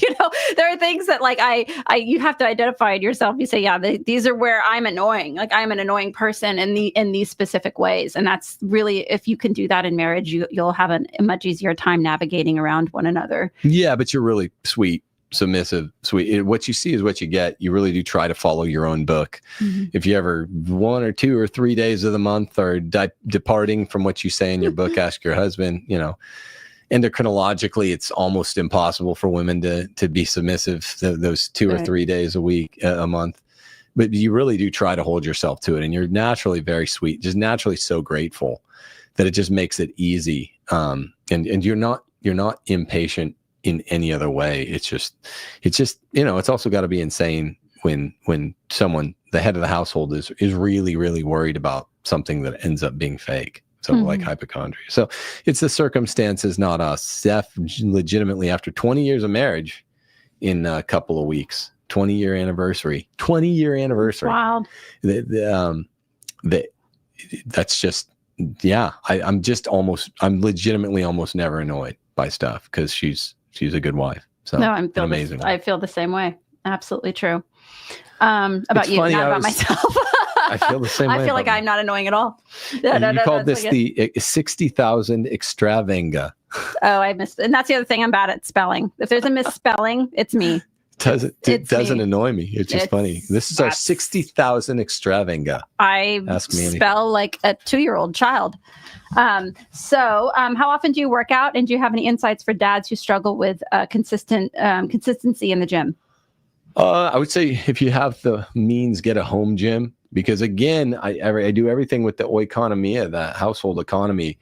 I work out every day. Right now I have this hernia, and it's made it really hard to do anything, to be honest. Getting the surgery on Tuesday, so please just say a prayer for me. Not the end of the world, but not a huge surgery, very common surgery. But for a hypochondriac, it's always like, I haven't. All I've been able to do. People were saying I look kind of big strong when I went on Elijah Schaefer's show. It's just because I am not able to actually push weight in the last 5 or 6 months, and I don't like getting skinny and faggy looking, scrawny. So I was doing like 1,000 push-ups a day, going up to that, because I do lift weights like an hour a day ordinarily, and look at it this way. When we first moved, when I still worked at Garces, I had an hour and a half free period like every day, and I just lift. Like the extra half hour, especially, really, I was getting pretty strong. Like around the TNT days, I saw some pictures of the TNT days. Just you could see it in my neck and my face. I'm like, dang, I was benching a lot. And then that was like an hour and a half every day. I even go in on Saturdays because Garces had like a multi-million-dollar gym. It was so nice. So nice. Talk about hyper emphasis on sports and football in particular. They had like a collegiate level faculty, and I could go in there and there's nothing else to do because I'm a great lecturer. I have all my classes already like up here, and I already have the slides. So when we moved here, when I got fired, I was replacing that by going to Crunch Physical Fitness. And that's like 18 minutes away. So I'd get up in the mornings because I still got up kind of early from having been a teacher. I don't really anymore. I get up before 9.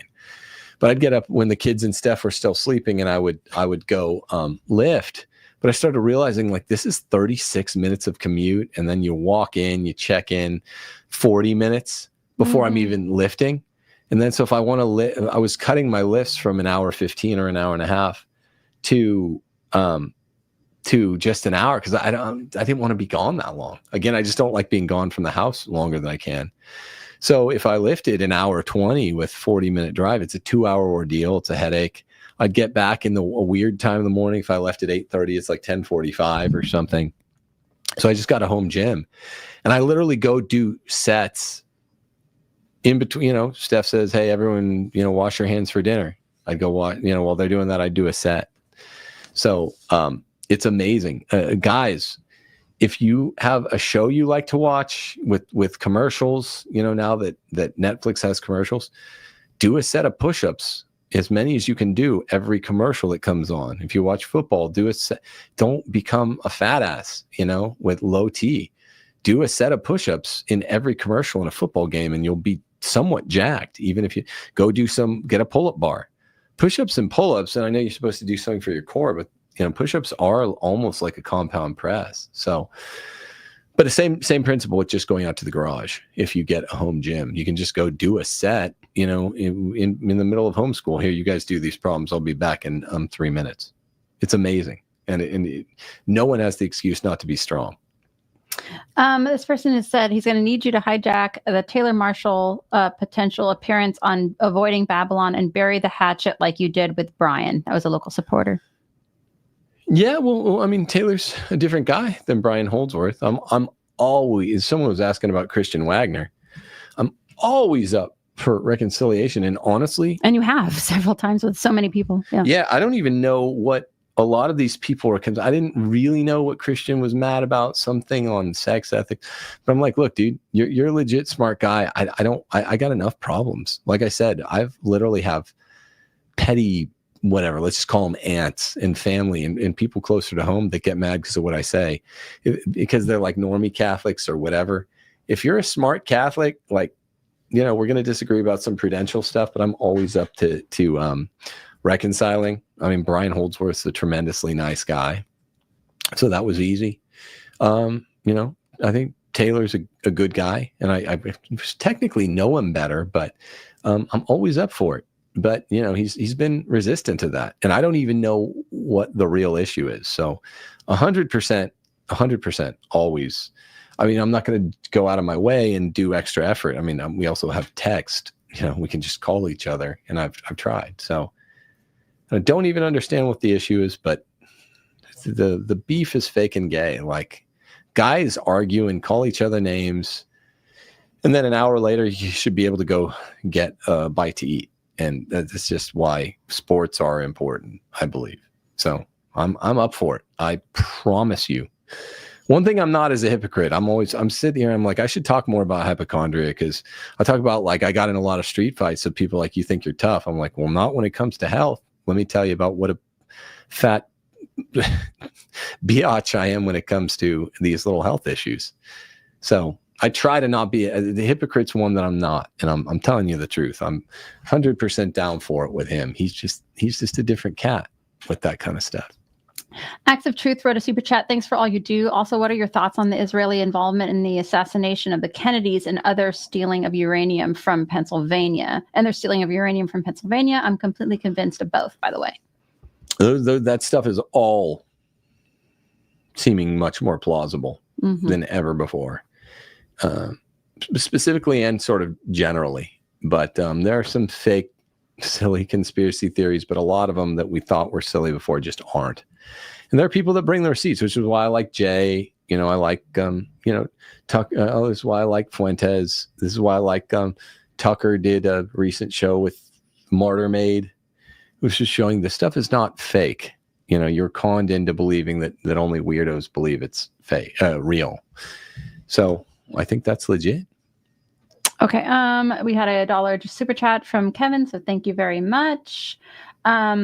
Then how does one of God wrong the word extra books? I'm not sure what they mean by that. Maybe how does the word of God wrong with the extra books in the Bible? I guess with the Orthodox, I guess he means. I'm not sure.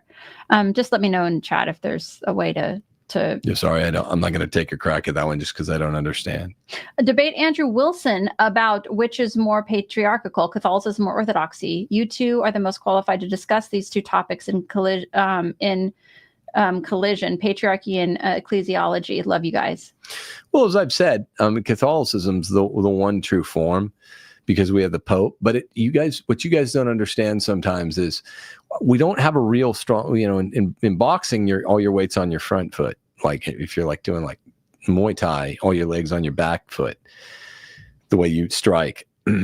With boxing, we have to put our weight on our front foot, and we're not in a great position to talk about how based and masculine the Pope is when, like, whatever, 13 months ago, our Pope said we need to demasculinize the church and we need women deacons. You know, he spoke out both sides of his mouth on that. But Pope, you guys have to understand the timeliness of this stuff. It's true, but the world's not going to receive it as true, because when all of our weight's on our front foot, coming out of Pope Francis or even coming out of Vatican II, which I support the doctrines, you don't understand how much nuance goes into showing why that's true. particularly when you're like, debate your friends.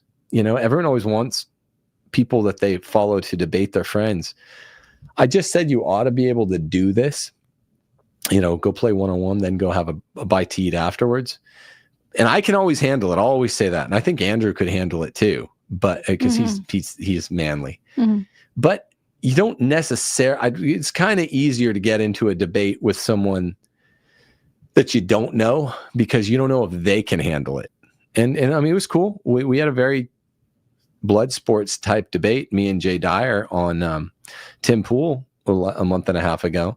And then we went and had a nice meal with my whole family. His wife was so sweet to all my kids, not just Abby. And she and Steph were in the room kind of watching awkwardly together in the green room, but just laughing.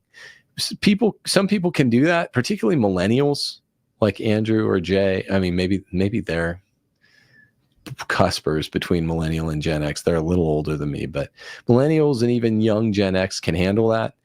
But you're not always eager to debate your friends. And I am redebating Jay, I think, on August 22nd. In person on Elijah Schaefer's channel? Yeah. Okay. So, I will. But with Andrew, sometimes it's more a question of linking art. Like Joel Webbin and I are new friends. Like sometimes it's better to link arms and if I'm going to debate a Protestant, debate another guy.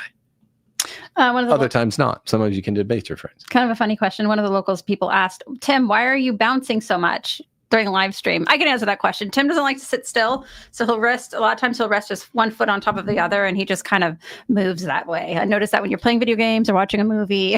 Or if I get anxious. So I have this hernia repair on Tuesday. Honestly, you want the full truth? I'm holding the hernia in right now. So some positions are quite...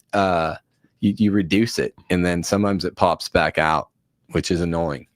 He's getting surgery on Tuesday, you guys. So pray for Tim Gordon, the hypochondriac, who's having surgery. It's traumatic. That whole experience is traumatic for somebody who's already, has a hard time with, the medical establishment to begin with. So. Well, they're so untrustworthy to begin with, but yeah, that's what. And I have to tell him too, like he'll go in for a doctor's appointment, and I'm always just telling the people, it's like, do not take his blood pressure before the appointment. And they're always like, oh, we have to do this. Like, do not go near him with anything like testing his blood pressure or any of that before his appointment, because it'll just stress him out. Here's my thing. Andrew, back me up on this.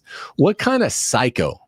What kind of sociopath, disturbed nincompoop goes into the doctor and has their blood pressure taken and has a normal blood pressure?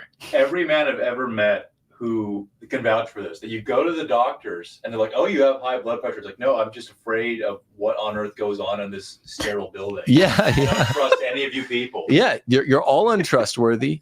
The nurses are 95% of them are bitches. Sorry to say that, people. Not sorry. It's just true. They're all mouthy, like, they're subservient to the doctors. They believe in what's going on with the medical class. They're eager to tell you about their 2-year degree. They're usually mouthy bitches. They're kind of looking down their nose. You had a really nice nurse the other day. It was a black lady. When a black woman calls you baby, you're in good hands. She was cool. Cool. But they're usually, white nurses are usually super bitchy and annoying femmes. And then you're just waiting for the doctor, who has like 1 minute for you, and they keep you waiting. And I don't trust what's going on in healthcare. I obviously don't, because I'm not dumb. And yeah, again, what male? We're not meant to be submissive. Women are just like, submit to the process because they're good at submitting. But what male with an IQ over 105 goes to the doctor and doesn't have the white coat hypertension? It's I think it's an IQ gate. You're not supposed to be trusting of these people, and you have to. I'm not like a weirdo that doesn't, you got to go into the doctor some, but I'm not saying like, well, you just get to completely avoid it.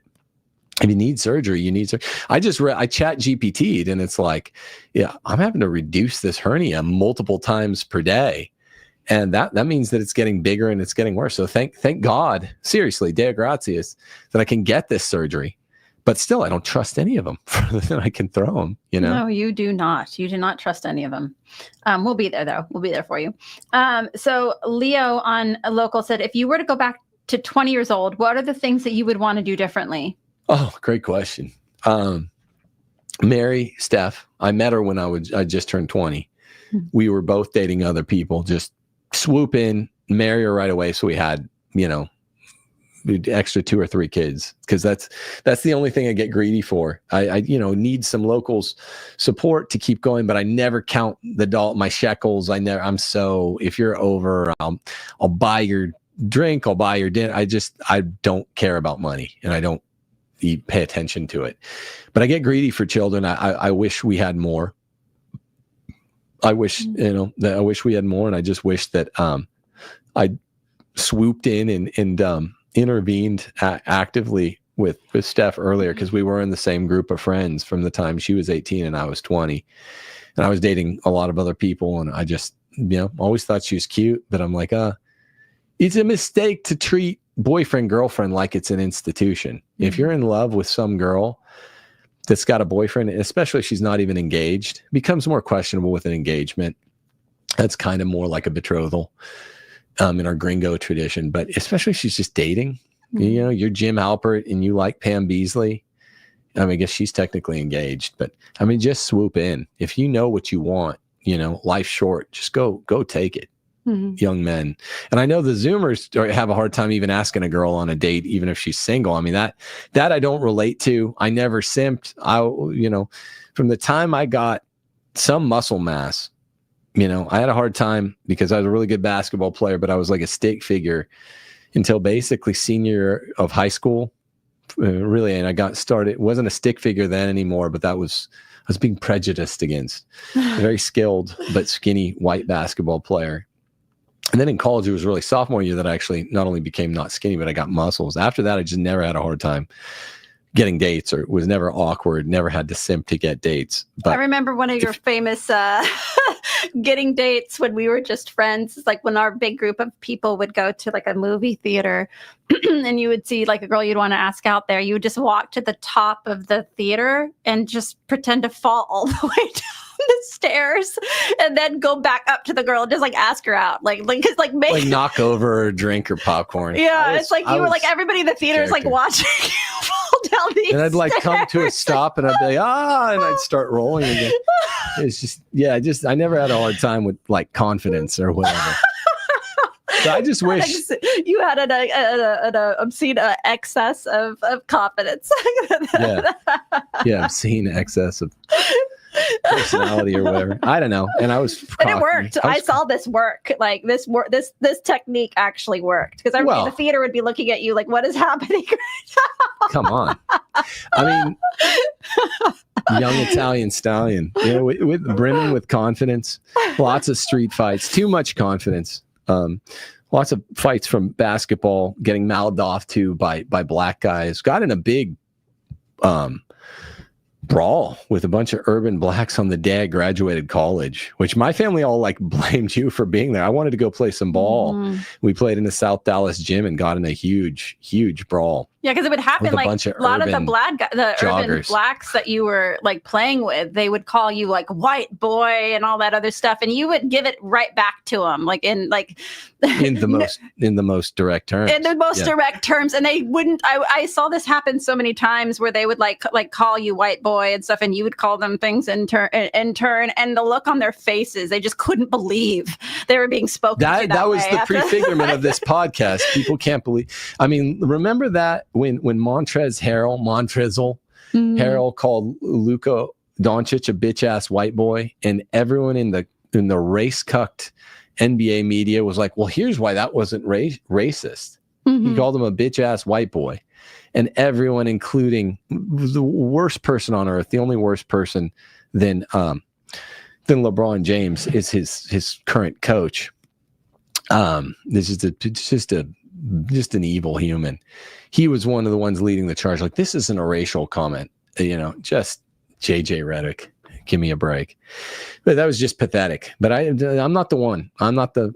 You messed with the wrong sailor, the wrong bull. If you're gonna, even when I was a skinny little white boy, I remember there's this dude Pageman. He was 6'4", got in a number of fights at my basketball games in front of my grandma. He slapped me in the face in a basketball game, and just, it's on. It's on.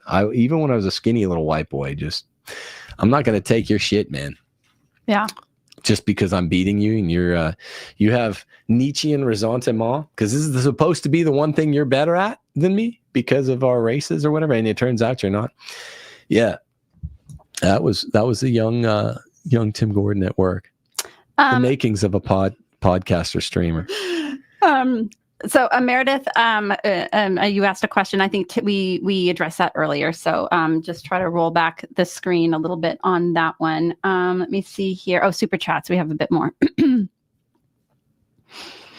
Looking at places to move with a wife, no kids yet, but what are your thoughts on Florida with the free private school reimbursement for the state? Looks like it extends to college as well for residents.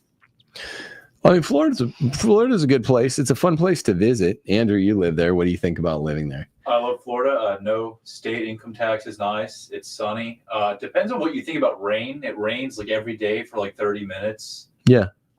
Not too bad, though. I don't love rain, but it rains a good amount. Rains a little less than here in Hattiesburg. My least favorite thing about Hattiesburg. It makes it green, real nice and green. Depends on your humidity tolerance. If you're moving from the west, like when I left California, I didn't know humidity existed.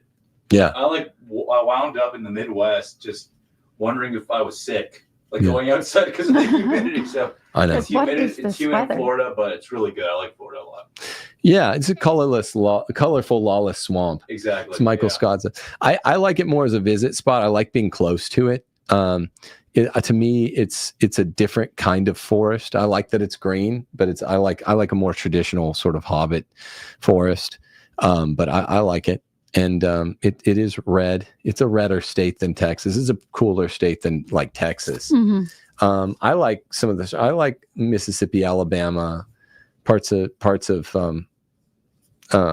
Tennessee and in Kentucky. I like South Carolina. I do like Florida. It's just a good swath of states. It really is. The only state west of the Continental Divide that I think is there are pretty parts of Oregon with actual trees. Pretty parts of Washington. In Idaho, these are the only places that have trees west of the Continental Divide. The rest of it's just a big desert.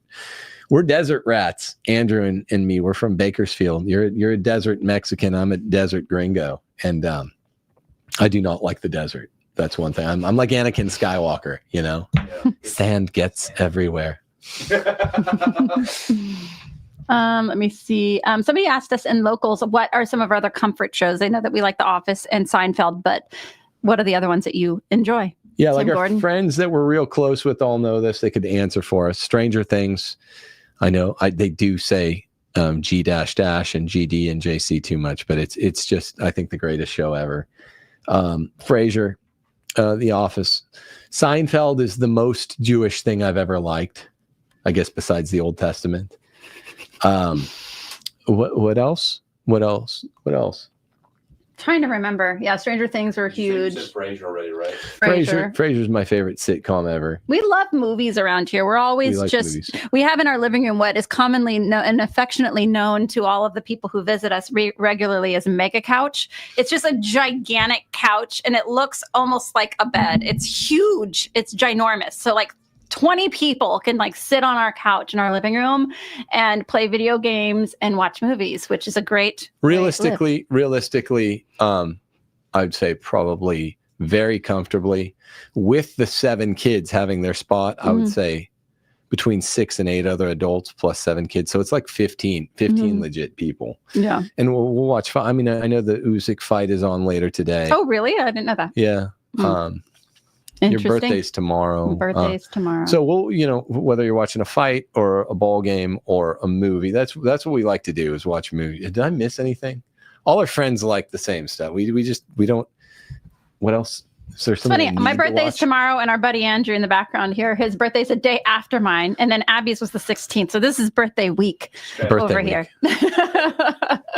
Birthday week. Your birthday tomorrow, Andrew's Monday, and then Hell Day operation on Tuesday. So I'm going to be real present for both your guys. He's not going to have any sort of mental health crisis at all. Yeah. Yeah. I told I him. tell you, man, I'm a bitch when it comes to health stuff. I told you, I was baby. like, we will relax on my birthday, meeting you. You need to relax on my birthday. And some of these guys, they get all like stressed out about their wives' birthades and like, oh, what to do. I was like, how about we just play video games and like order some food? No, because that's and cool. chill. Her birthday's always chill. Because she's chill. She's a chill chick. She likes to do the same kind of stuff I do, you know, go in the pool, watch movies, play the Switch, just spend good time with each other, make jokes. That's mainly what we do around here, you know. And the people that come around are that we're really close with, just kind of like the same stuff. And it's like, I mean, do what you have to do, and then do what you want to do. And you know, praying and, you know, living a moral life doesn't mean you have to be, you know, do it. You have to be moral all the time. You don't have to be fasting or praying all the time. You need breaks, and that's what we like to do together. Amen to that.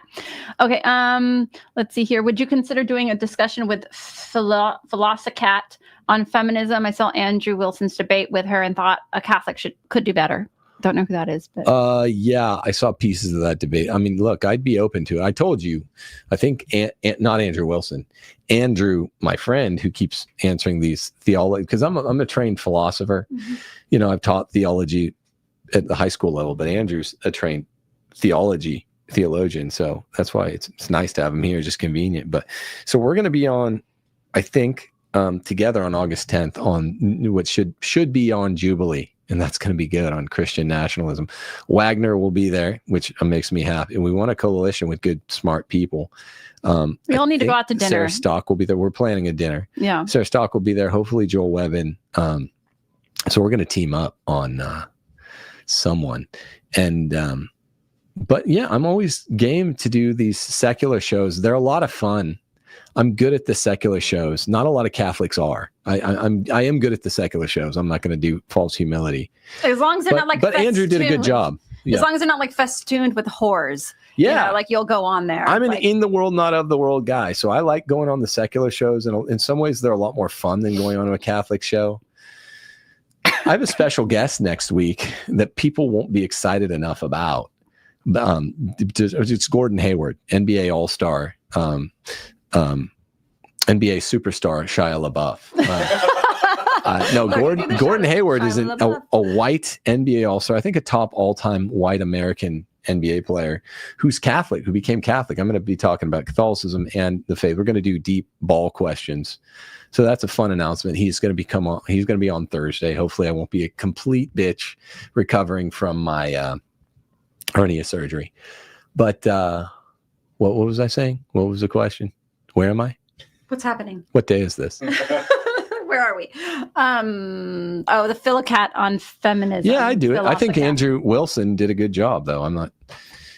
It's crazy because you respond to these questions and it's like, if you don't even give the right primer, it's like, I think you did a good job. I mean, in Ortho Bros or have a good tradition of manliness. It's just whatever. Okay, moving on. Let's see here. Excluding your own, what are some books to read from the beginning to advanced level theory? Also, just wanted to say that you are the people who convinced me to come back to the church. Deus Vult. Oh, that's very kind. Thanks. That's the best compliment you can get. You know, through the glory is God's, but that's a great compliment to the show. That's what we're here for, and hopefully it's just time off purgatory for me, and you do it for someone else. Time off purgatory for someone else. I would say there's a book called, what is it? Deconstructing Postmodernism. That's one of my all-time favorites. Really helped me understand the world. The Separation of Church and State book by Philip Hamburger. This one I talk a lot about in that show. This is an all-time one. I need to go back to my bookshelf. The guy who big Dostoevsky guy, but yeah, that's fiction. Fiction. I just read all Dostoevsky's great works. Read Lord of the Rings. These are my two favorite fiction authors, and they're not. It's not like a clever answer, like the greatest novelist and then the guy that invented fantasy, who's also a Catholic, an Orthodox and a Catholic. But man, there's some really, really good. Ed Fazer's, Aristotle's Revenge. That's a really formidable book. That's really important. The there are, I mean, there's, the basic sort of, where we read the Peter Kraft literature, or read, if you're, I don't know really what blows your hair back. I get really psyched over, Antonin Scalia has 2 books on originalism that really blow my hair back. I know other people aren't jurisprudes, but I'm a big time jurisprude. Who else? Randy Barnett writes really good books. The Politically Incorrect Guide to the Constitution by Kevin R.C. Gutzman's really good. Any of Tom Woods' books, particularly those on how the Catholic Church built Western civilization, that's one. The Politically Incorrect Guide to Western Civilization, that's another Tom Woods book. That's amazing. Will and Ariel Durant's Philosophy of History series is a great book on tape. This is a Straussian. If I'm recommending a Straussian book called, but the author's called Thomas Pangle. He wrote a great account of, their lectures. They called The Great Debates. 9 lectures on Federalists versus Anti-Federalists. So many details. What was going on? I mean, I like early American history. I don't like World War II stuff. I don't like anything after the Civil War. I'm blanking now, but I love Dostoevsky novels, any of them. I love Tolkien, when it comes to fiction. I love Michael O'Brien's Father Elijah novel. I repeat a lot of stuff because there's not a lot of great fiction out there. I also am a great observer of Sturgeon's law. 90% of everything is crap. I truly like about probably 40 movies, and we just rewatch them throughout the year. And you're making a list. We should release that to the locals. One of your buddies was like, hey, make your top 100 movies. And we're going through, as a fun project, like every movie that has ever been made since each year. And I'm writing down anything that was half decent from that year, starting in 75. Also, I'm a trad. I like the old liturgy and I like old tradition. I'm a constitutional originalist, but I'm not a trad or an originalist when it comes to NBA, ancient NBA. It's little Jewish accountants with spindly little hairy legs that shoot the ball like that. And Bob Cousy and Bill Russell, sorry, there are really almost no great early NBA guys. There are almost no great early movies. I know that's going to make everyone go apeshit in the chat, but it's always in the old movies. It's always a guy holding a glass, a snifter of port while they're talking, and it's they're just swirling an alcohol while they're discussing things. That's the movie. That's what you're watching, and they're wearing bowler hats, and because they couldn't bring the cameras places, so you just can't do. I like Rear Window. That's a good, reasonably old movie. I like High Noon. I like So those are the two. There it is. Those are the 2 good old movies. Movies got better, same as sports just got better recently. I'm not an originalist when it comes to that stuff. Next super chat. Thoughts on Donnie Darkened on X? The Donald Trump Antichrist guy seems like a boomer dispensationalist slop related, but will whoever juice props up as Messiah be the Antichrist? But will whoever the Jew? Okay, you got it. Hold on. I've been hearing. I don't know. Donnie Darkened on X. Yeah. Look him up right now. Yeah. I've been hearing a lot about it lately. Sorry. I don't know so much. I'll have to look into it. I'm looking at him right now. Here we go. Yeah. Tweet: The Rise, the Wound, the Return of Donald Trump, a case for the biblical Antichrist. Okay. Interesting. We'll look the Trump eschatology stuff, whether it's from lovers or haters, is weird. And Trump eschatology is, the Q-tards are just, they don't have their eyes open in general, but I'll have to look at the other stuff.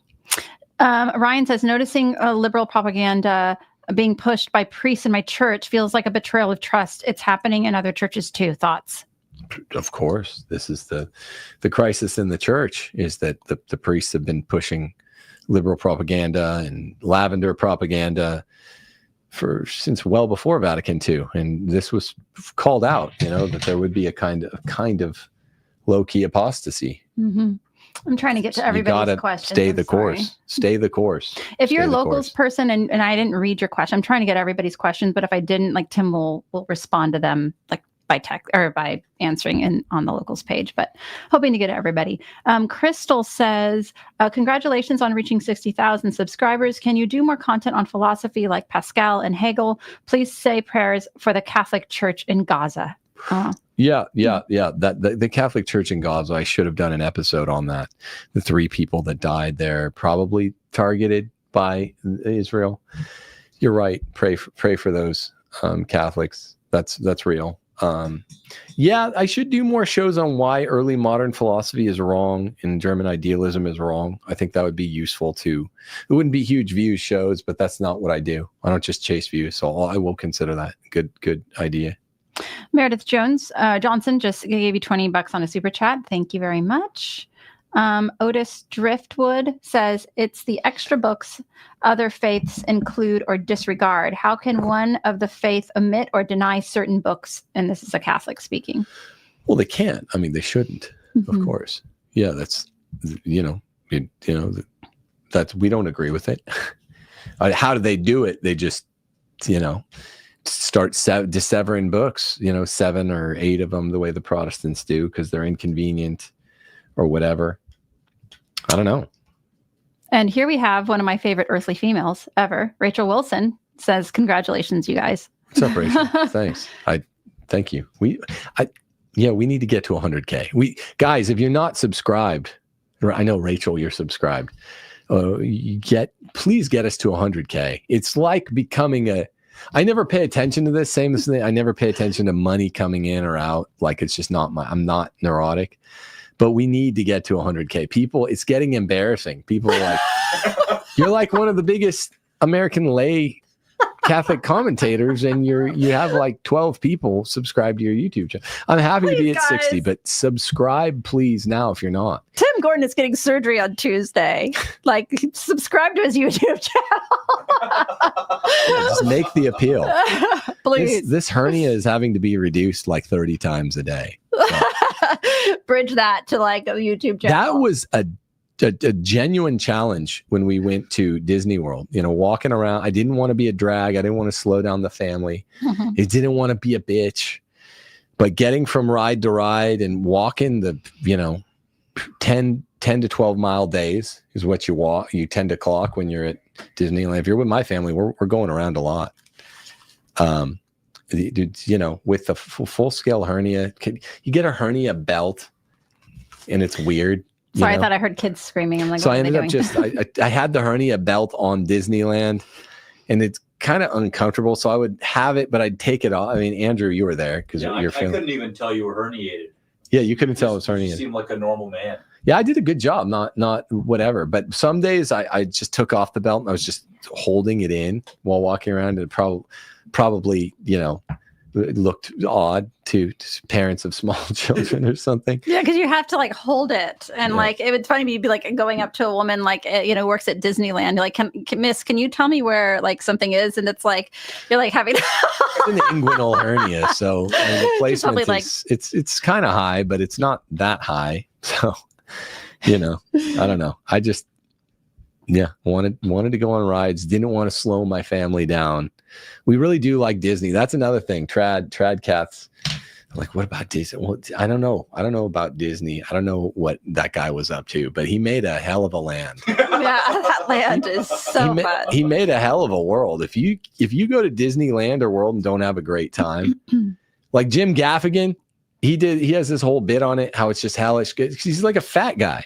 If you're a fat person that just wants to eat, you just eat, and you don't like walking around. I like walking. I like moving. I like rides. I like fun. Having like fun. I like even just I like the theme segment. I wish I was at Disneyland right now. And don't you dare. Don't you dare. If you're a trad watching this, don't you even dare try to lecture Tim Gordon about Disneyland or video games or any of this other. You are watching YouTube. Probably on an iPhone. So you better watch yourself before you start lecturing us over corporation, which I'm typing into through Google and Yahoo on my Apple iPhone. As you work for like H&R Block or something, or like some bank, you know? You work for G. I don't get it. I don't condemn that. That's merely an economic relation. The Catholic Church has always taught a merely economic relation. When you don't sanction what's being done at the macroeconomic level across the globe, that you're not accountable for that. That's called remote material cooperation, and you're not accountable for it. Proximate material cooperation, you start getting more accountable. Formal cooperation where you're rooting for what they're doing, obviously that's wrong. But going to Disneyland does not mean you like Moana or whatever. I don't even know the movies.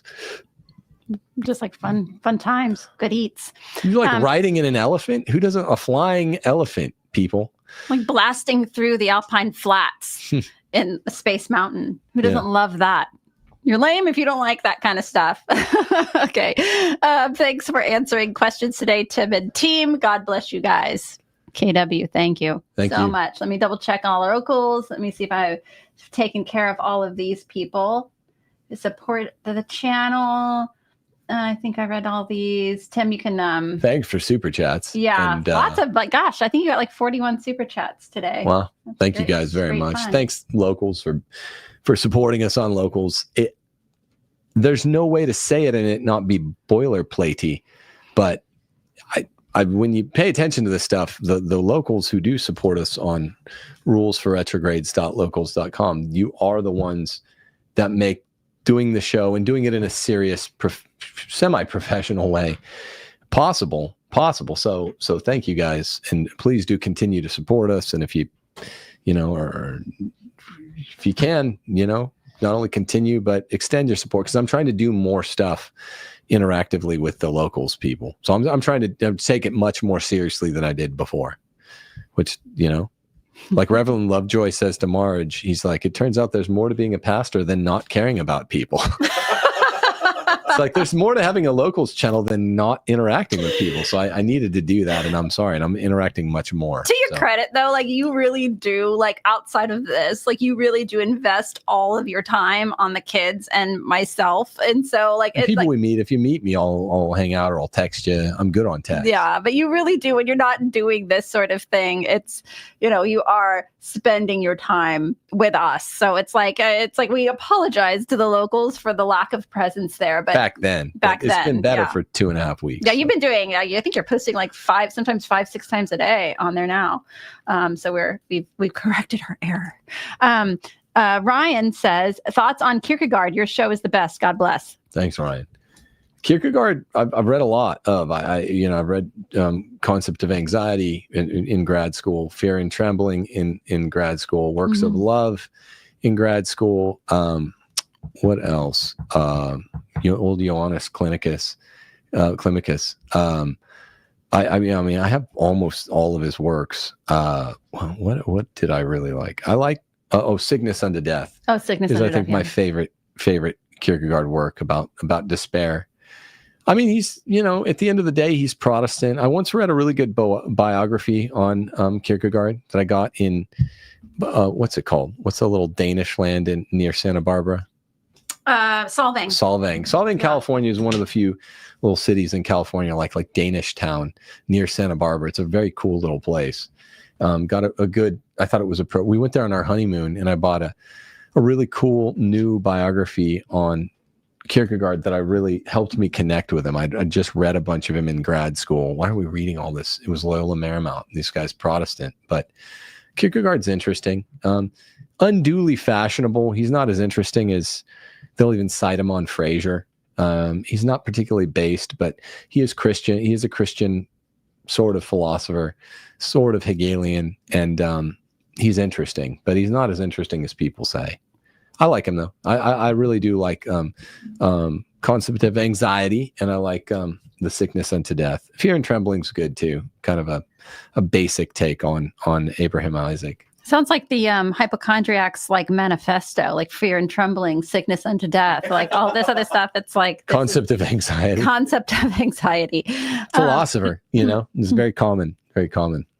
Timothy said, while I appreciate Pipes dressing nice in traditional attire lifestyle, Tim is a good reminder to balance me out and be somewhat normal dude in AD 2025. Nice. No, I mean, Pipes smell amazing. I just don't like I've never got into smoking stuff. I don't have that natural appetite. So that's something that people may not know about you, is that you were straight edge in your youth. Like you didn't use drugs or do any of that stuff at all, even though you were in the rock band. Till I was almost 21. Didn't, It's like no drinking, no smoking, no sex. They should have been bigger on no FAP.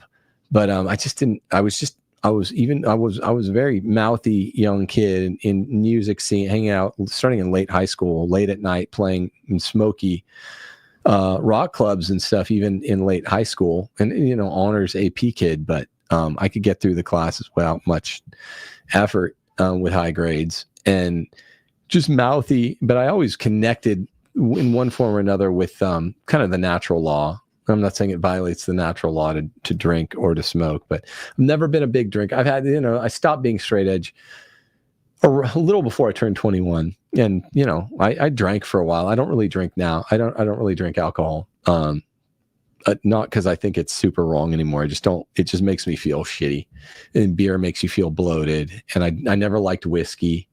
I kind of liked Fireball. I'm not much of a drinker. Was never much of a smoker. If I have spare time, I want to go do something fun, and not trying to sound like I was never into the drug culture, even though I was, hanging out in rock clubs every night. Never did cocaine, never even smoked a joint. I'm just a guy. I like the stuff that I've kind of always liked. And if I have a spare moment and I'm not suffering from some moral or physical woe these days, I'm just out shooting free throws, playing catch with the boy. I like playing hide and seek with my kids. There's nothing wrong with smoking. I'll have a cigar. Scare Hall, is that what you're talking about? Scare game. Hall. Tim plays a game that he the kids and he created called Scare Hall, and the reason that it's funny is because our neighbors must think we're insane, because it's like a hide and seek, but he likes yelling like Scare Hall at each other when you find each other. Like, the people are probably trying to call like the ambulance because we're like they're outside like yelling. Well, luckily I'm not doing it since I've developed the hernia, because then I'd be holding it in. We're chasing a bunch of kids around. That's not a good look.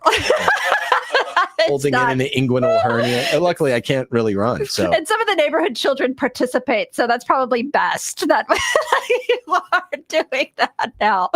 I'm always connected with, I like to play with my kids. I'll play with it. I guess they think it's cool that I'll play. They love that game. Grown man playing with the kids. But yeah, I'm not. I love that. For the record, I'm not like straight edge anymore, where I'm not preachy about alcohol, not fighting frat boys anymore over alcohol. That was my attempt as a secular guy to have principles when I was 17, 18. It got me into fights, which, I always probably thought was cool at the time. But, when you don't have Jesus, but you have a strong, moral aptitude, then you're making stuff like alcohol the bogeyman instead of like sin itself. Mm-hmm. So I always had this strong sort of moral aptitude, even when I was falling away from it. Let's see here. Cave Bear says, "Happy birthday, Steph." Thank you. Wait, how old am I turning tomorrow? 43. I'm 43. You're turning 43 tomorrow. Big birthday. We'll be playing video games, chilling out. Let's see here. What is your favorite meal that Steph makes? Congrats on 60K. Steph makes a stuffed bell peppers thing that I like a lot. She also makes her eggplant parmesan. It's really good. I like your pasta carbonara. Everyone likes that. It's like the one pasta every American likes, even people that don't like red sauce. But you make that really well. You make my family's traditional wine cake, a dessert that everyone loves, the best frostingless cake ever. That's baking. What else do you make that I like a lot? What else? I do the Christmas cookies that you really like, the chocolate chip ones. Yeah, it's kind of basic answers, but those are your top 3 good eats meals. Wait, what else do you do that I like? I've been doing like lots of like more like healthier stuff the last like couple of weeks, I would say. We've been eating like a lot of like just veggies. Like I've been doing a lot of like sweet potato stuff, like just cutting up sweet potatoes and like putting them in the oven and just boiling them. And we just snack on that kind of stuff. We don't really eat a lot during the summer. Like we do a lot of like just kind of throw out some things. Like what do they call it? Like charcuterie type stuff. It's like I've done that for like as long as I can remember, just like throwing out like almonds and things like that. Just nice to snack on stuff. That's what we've been up to in the summer. Who's eating like a ton in the summer, really? Yeah, you just don't have appetite when it's hot. Your body's calorie starved in the winter, so it feels better and more natural to have a big meal because it is. KW said, what is the best way to support you guys semi-regularly via locals? Nice question. Thanks. Just with monthly, whatever you can give monthly, because it's really nice when people do the one-time support, but monthly is really good, because even if it's only $5 or $10, that's helpful, because you stack a bunch of those together, and then it's something that keeps it all going. And just definitely on top of that, just please do subscribe to the channel, because I don't quite understand why it's only 60,000 subs. But this is a horrible extravaganza. I'm like running down the celebration. You're like, this 60K is nothing. Yeah.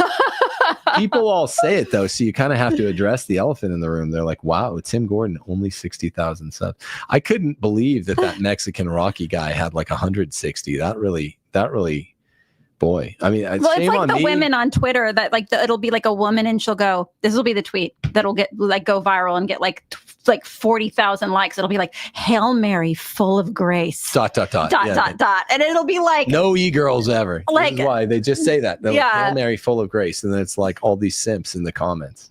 Yeah. Catholic Crusader says, happy birthday, Steph. God bless Tim. Hope for a successful surgery. Thank you. Thanks. Bruce Wayne says, I have a great idea to get a Catholic fight club going, but don't tell anyone, Tim. First rule. Thanks for all you do. And also, how do you not have any gray hairs? Actually, Tim, do you have gray hairs, Tim? Yeah, I do. I do in the temples. I don't dye them out because that's lame, but I do wear the headphones. I also like the phones help control the hair. I have them too, actually, right in here. You don't have any gray. I do. You don't have any but gray. we were talking about last time. I do. Stop. I really do. I swear. I mean, I'm being honest. You don't have gray even beneath your headphones. Show what. I have them in my temples. Show the people what you think are your gray hairs. You can't probably see them well on screen now, but they are there. They are there. No, see, those are brown hairs. Those are just. You're like my gray up here, brown. No, I mean, people saw when I go on Tim Pool or I'm on something without the headphones. Tim Pool goes on without the beanie. They see he's got no hair. I go on without the headphones. You see, I have some gray hairs in the temples, and people were commenting on it on Tim Pool's. Yours are imaginary. You have no gray. Showing you those hairs after this to show, like a close up on my hairline. Okay, yeah, we were talking about that earlier with like no Botox, none of that stuff. Just age like a person. Like just a great, and plus also like women who try not to age, by the way, by doing all these crazy things, they look worse. They look weird. When they start like fighting it, just be an old woman. If you're an old woman, I'm 43. I know Rachel's Wilson just said in chat, like she's going to be 45 in 2 weeks. It's like, yeah, we're getting old. Like it's just, you don't need to look like you're 20 when you're in your 40s, and you're a weirdo if you try to do that. So just age gracefully. Age gracefully, stay in shape. That's all we say to men and women. They have to do different things to stay in shape. Just stay in shape. Get your gray hairs. Don't become a psycho for weird fads. Just stay in shape. Exercise every day. Walking works. If you can walk an hour every day, men and women, it works. Women don't even have to do that much extra. Well, men just have to lift some weights in addition to walking every day. But like I've been living on push-ups. I got real. I don't know if you guys noticed this. I got super, super skinny and faggy and scrawny looking last summer because it was when this last bout of hypochondria started, and it was just constant anxiety. And that was rough. And I went through a patch of not lifting plus high anxiety. It hasn't been that bad, but it made me lose a lot of weight just from anxiety. Like that's not good. So men need to not just be thin. You need to get it back with, I've been hanging in there with lots and lots and lots of push-ups. Somebody new to the channel just said, did you just call your subscribers simps and ask for more subscribers? Are you playing your cards right? That's what we do here. That's Welcome to Rules for Retrogrades. This is what we do all the time. That's why people are here. Welcome to the channel, my friend. Yeah. How long have you watched me, bro? People are questioning whether I'm being honest about my gray hair. I'm just gonna have to like go in like on a. Most women lie to say that they don't have gray hair. Steph lies to say that she has gray hair. I don't understand it. I do. Is it just that you want to be as old as me? You think you want to be as sagacious and full like of a wisdom? wizened elder? Yes, a wizened old man that I am. A wizened elder. Okay. 42. Somebody gave a super chat. Ryan said Kierkegaard already did that one. I'm sorry. I'm just making sure we have everybody on there. So, all right. I think. Rachel said she just had a hernia repair along with abdominal muscle repair 4 weeks ago. First week was rough, but after that, turned the corner pretty fast. You did? Thank you. Yeah, we'll have text us about that. Wait, Rachel Wilson? Rachel, yeah. Oh, okay. They're not nearly as common with the dames, Rachel. I think it's a lot of lifting. A lot of women who get this. Yeah. We were just talking to a guy on the phone, and his mother, like if you're a particularly active mom and you're constantly lifting your kids, or you're working with, lifting things up, it's, fairly common, I think, more with women when you're like lifting like lots of children, which I'm sure Rachel is always doing and was doing a lot, when her kids were younger. She does the heavy lifting too. So that's interesting. That's very interesting. This is when you pique my interest. This is the lame thing about guys, when they go into hypo caveman mode, like it's like interesting to you and no one else aside from like other like hernia people. So, yeah, that's funny. Are you guys, I know everyone here probably agrees, but I'm just so sick because people were asking about that. What's that called? Voice of Reason, ironically titled Voice of Reason, the dumbest sounding voice you've ever heard. I'm just so sick of feminized, weak, lame, or on the other end, LARPy, like trad, Kath. I just want normal, striving to be holy, normal people, probably like the Latin Mass and the traditions more because you should, but just normal dudes that make jokes and like the same stuff we like and hate the same stuff we hate. There's not enough of that being represented in the popular culture still, and we're killing it in the pop culture. Tons of converts and stuff, and we're still not putting our best foot forward.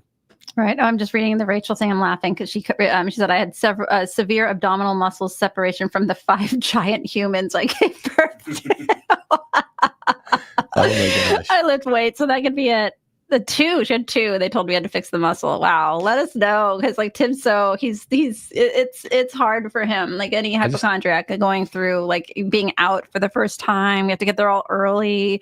He's really not looking forward to it. So I don't like having to get up early, period. Get up early and go have some creep cut me open. Some cretin. What gives you the right? That's what you can just start. Why don't you because everybody says you have a more confrontational personality. Like just start being confrontational with your doctor when you they roll you back there, like arguing about it. Well, they're saying I'm the right. I'm really not though. That's the thing. I am, but I'm not. It's like it's a Zen thing. It's a yin yang thing. People said love from Switzerland. Thank you very much. Yeah. People are mentioning, all sorts of hernia. Yeah, lots of hernias are actually pretty common, I guess. So, well, inguinal are really. I'm texting with Rachel right now. Oh, good. Okay. She's one. Okay. Oh, I won't say her stuff because it's private. But yeah, inguinal is the most common, particularly for dudes. Very, very common. But it's just, yeah. So a new chat. MTG proposed a bill to cut Israel's 500 million missile program. The bill failed to pass 422 to 6. Our country is occupied. Glad you are a Catholic, willing to speak out about this huge problem. It's big. And I'm glad that it's been mainstreamed. Don't forget the pioneers, the guys like EMJ and NJF that were willing to talk about this before it got mainstreamed. This wasn't an issue I was talking about much before it was mainstream. I would have been if I really had known. I really learned during COVID how real it was, and I was getting insinuations in 1819 that this isn't just crazy talk. That's good that you did that, because that's how we are about the feminism stuff, especially with like Catholic Inc. Like now it's become like okay to talk about how women are out of control and how you have to submit to your husband and all that type of stuff. But we like I said earlier, lost family and friends, and all Catholic Inc. like turned their back on us. Like they it was nasty, like how we got treated when we first started talking about it. Now everybody's talking about it. So it's nice to hear, you say that and acknowledge that, like, hey, EMJ, NJ, Nick Fuentes, these people were talking about this stuff before it got trendy. Yeah. And here's the one thing I'd say. I know Nick has expressed, like, this kind of sucks because now people are, Con Inc. is stealing my ideas and not even giving credit. These are the people slandering me for, the Charlie Kirks of the world were slandering me for years. Now they're stealing the ideas and not even saying mea culpa. That's profoundly unjust. It is. And something similar has happened with me and Steph and some of our close family with regard to the patriarchy feminism stuff. The only people we felt like were in our corner were Rachel and Andrew and a small subset of Catholics. But Rachel and Andrew are Orthodox and saying the same things, sticking their necks out. Some Catholics had our back, but it was like you take a lot of shrapnel and then people start grafting and grifting the ideas from you. Yeah, they clear and they don't even go back and say, hey, I was wrong. So a similar thing that's happened to Nick Fuentes with, I know how he's feeling about having his ideas stolen. After he was thrown under the bus, he was treated worse. I lost a job. I lost a Patreon account. I've lost some opportunities that we are were very ran clear. Out of California. Run out of the state. But yeah, I mean, that guy's been debanked. Mm-hmm. And now he's being vindicated. And they're not even going back and saying, Kierkegaard says the last refuge of the philosopher is, the future will show us right. Well, the future is showing that Fuentes and E. Michael Jones, and I know they might have minor beef or whatever, but it's showing that they were right in some measure, no small measure. Mm-hmm.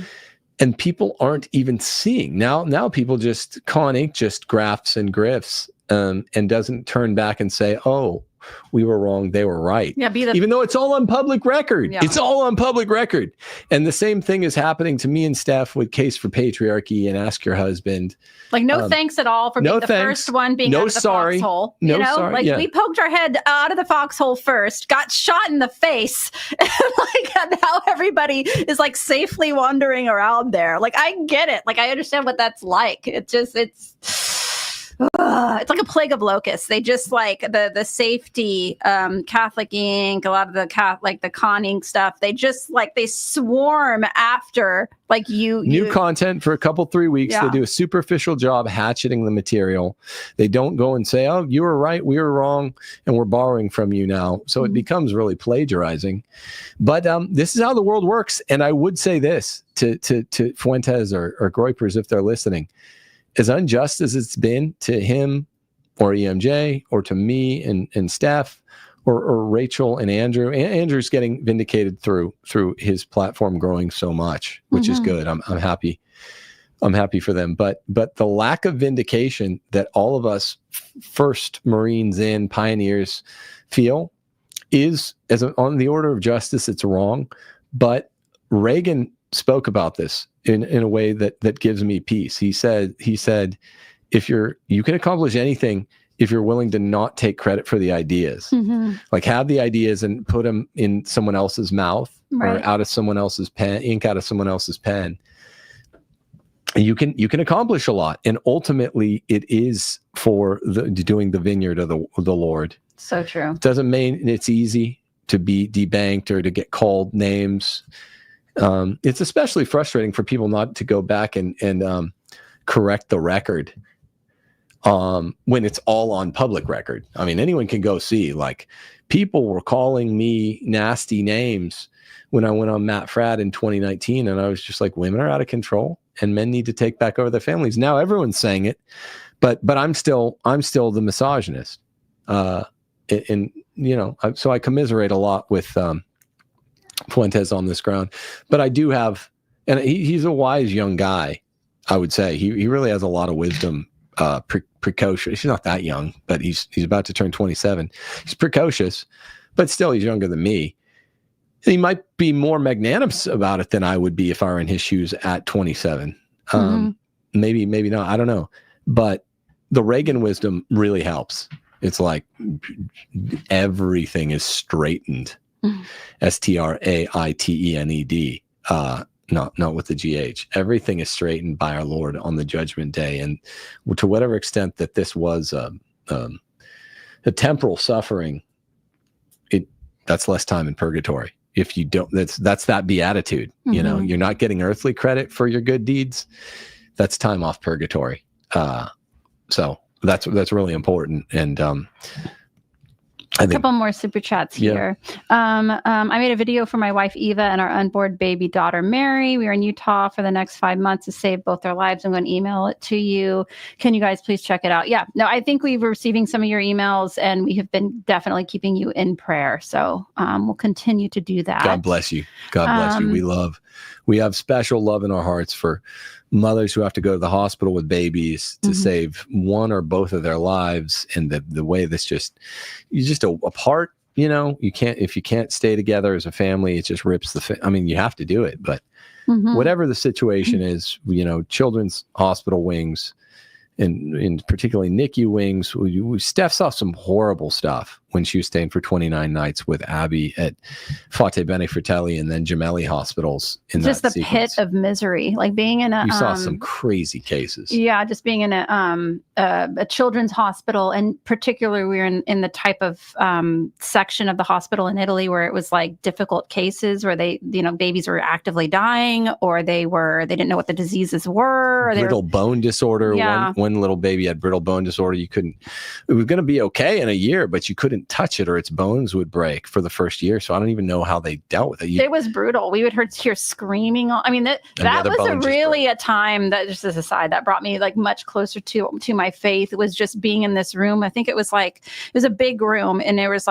I think there was 5 on one side and 5 on the other of mothers. And so I'm like one of 10, and every one of those women, like, it was just like they were there with their babies, their newborn babies. And it was just like heartbreaking what was happening, like at every minute. Like the lady that was right next to me, that her daughter had some blood thing, and I remember them her talking to the doctor in Italian, and she just, like, whatever news she got, because I didn't really speak it very well, but she just threw herself on the ground prostrate in grief, like just sobbing. And it was just like, this was like happening at every turn. So we get it, like, we totally understand. Lord have mercy. Lord have mercy. T-Dub said, I called Trent Horn a cuck in a men's group chat for his wife having a coworker boyfriend. My friend said, I'm guilty of the sin of calumny. Thoughts? Oh man, I mean, this stuff gets so prudential. I mean, I'm not saying I never have. I could said similar thing. I mean, God bless them. I wish them the best. I'm sure you do too. I don't think that's calumny. Calumny requires falsity, right? I mean, whatever happened there, I'm glad their marriage just worked out. And, I mean, he acts in a way that most men don't take as exemplary, for in terms of, wearing the pants or being, but whatever. I mean, so that's not calumny. That's just whatever. But I think he's a good man. He just comes, and I think his wife is probably a good woman. They're very, very annoying to people that are predisposed to beliefs more like a parish orphan or a retrograde. That's all it is. And so, yeah, I don't think that's calumny. Calumny is pretty much always a mortal sin. There's not really any way to do calumny and not, because it means you have malice aforethought, and you're saying something false to slander the character, which is like a fourth commandment violation. It might have been more detractionary gossip because you're saying something true, but even then it's public info, so I don't even know if it's detraction. But detraction's not always mortal.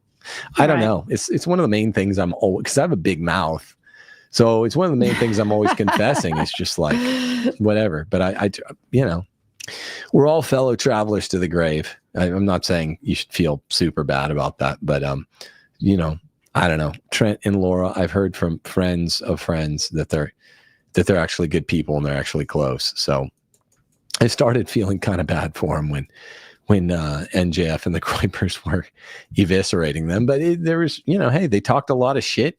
Talk shit, get hit. That's why I'm more cautious in the last 10 years. If you don't want it coming back at you, then you keep your mouth closed. What comes around goes around. you know? Right. So that's kind of schoolyard rules. We don't have to overly moralize this thing. If I sit here and I do a rant on them, then people are going to come back at me. And so that's why I'm not going to do a rant. Just wish them the best. Don't dress up like a baby anymore, Trent. Learn the lesson. Oh boy. And go on your way. You know, I've heard you're a good man. Just don't. Yeah, we dress have like a mutual baby. friends that tell us, don't dress like a baby. Don't ever let your wife, ever, for any reason, ever let your wife dress you up as a baby. But yeah, we've heard nice things about both of those two. Like, I have also. bigger fish to fry. No one has ever dealt with a problem the size of my hernia. Okay. This is the largest problem that a human's ever had. So just quit being selfish. Everyone think about inguinal hernia. Everybody just sit there and think about an inguinal hernia. Everyone sit there and think about Michael Jackson. There are people in China that are hungry or whatever, or people in Africa that have nothing to eat. They should be thinking about me, about Timothy J. Gordon and his upcoming inguinal hernia repair. I don't. Agreed. Yeah. I mean, everyone gets hungry. I'm hungry right now. That's not that big of a deal. I have an inguinal hernia repair. It will take up to and including 30 minutes. You'll be in and out of surgery. It'll be just fine. Don't worry. We're going to call. We'll have to talk to Rachel and get like some shots in the arm about this one. All right. Let me see. I'm making sure we have everybody taken care of. Everybody on Locals, thank you so much for putting all those questions in. Lots of really great stuff. A lot of questions I didn't even think about. That was fun. That was really, I liked a lot of those questions. Locals only. Get ready, because I'm going to have Gordon Hayward on. So I'm getting a lot of good questions to maybe try to ask him for a locals only section afterwards. I mean, he's a big deal. He's a really good white American NBA player, all-star. And he became Catholic. I'm not just going to do Catholic nerd out stuff, but he's knowledgeable. I've had Joe Heschmeyer on the show. Joe Heschmeyer's book is one of the books that converted Gordon, which I think is cool. I'm kind of jealous. It makes me jealous. It makes me wish that I wrote the book that converted him. I sent him Catholic Republic, but that's really cool. So good job to Joe Heschmeyer, who's a Catholic Answers guy. He seems to be a good dude. Yeah, I'm excited to have Gordon on the show once I recover from my huge, groundbreaking, never before seen experimental, like surgery, like it's like a clinical. They're going to put on a clinic because they've never done an inguinal hernia. You're going to go in the auditorium like in Seinfeld, where like doctors are like, "I have to see this." Yeah, they're going to be learning. It's a big deal. So after that, I'll be hopefully recovering with just sitting here thinking about Gordon Hayward. All righty. God bless you guys. Thank you guys. God bless. Help us get to 100K. We need to race through the next 40,000. Sounds like so many, given the trajectory of the list. We need to race the next 40,000. We need to race to 75,000. I will get an unnecessary surgery, I'll get an inguinal hernia on the other side repaired, just to get to 75,000. Oh boy. In maybe. They're gonna hold you to that now. Yeah.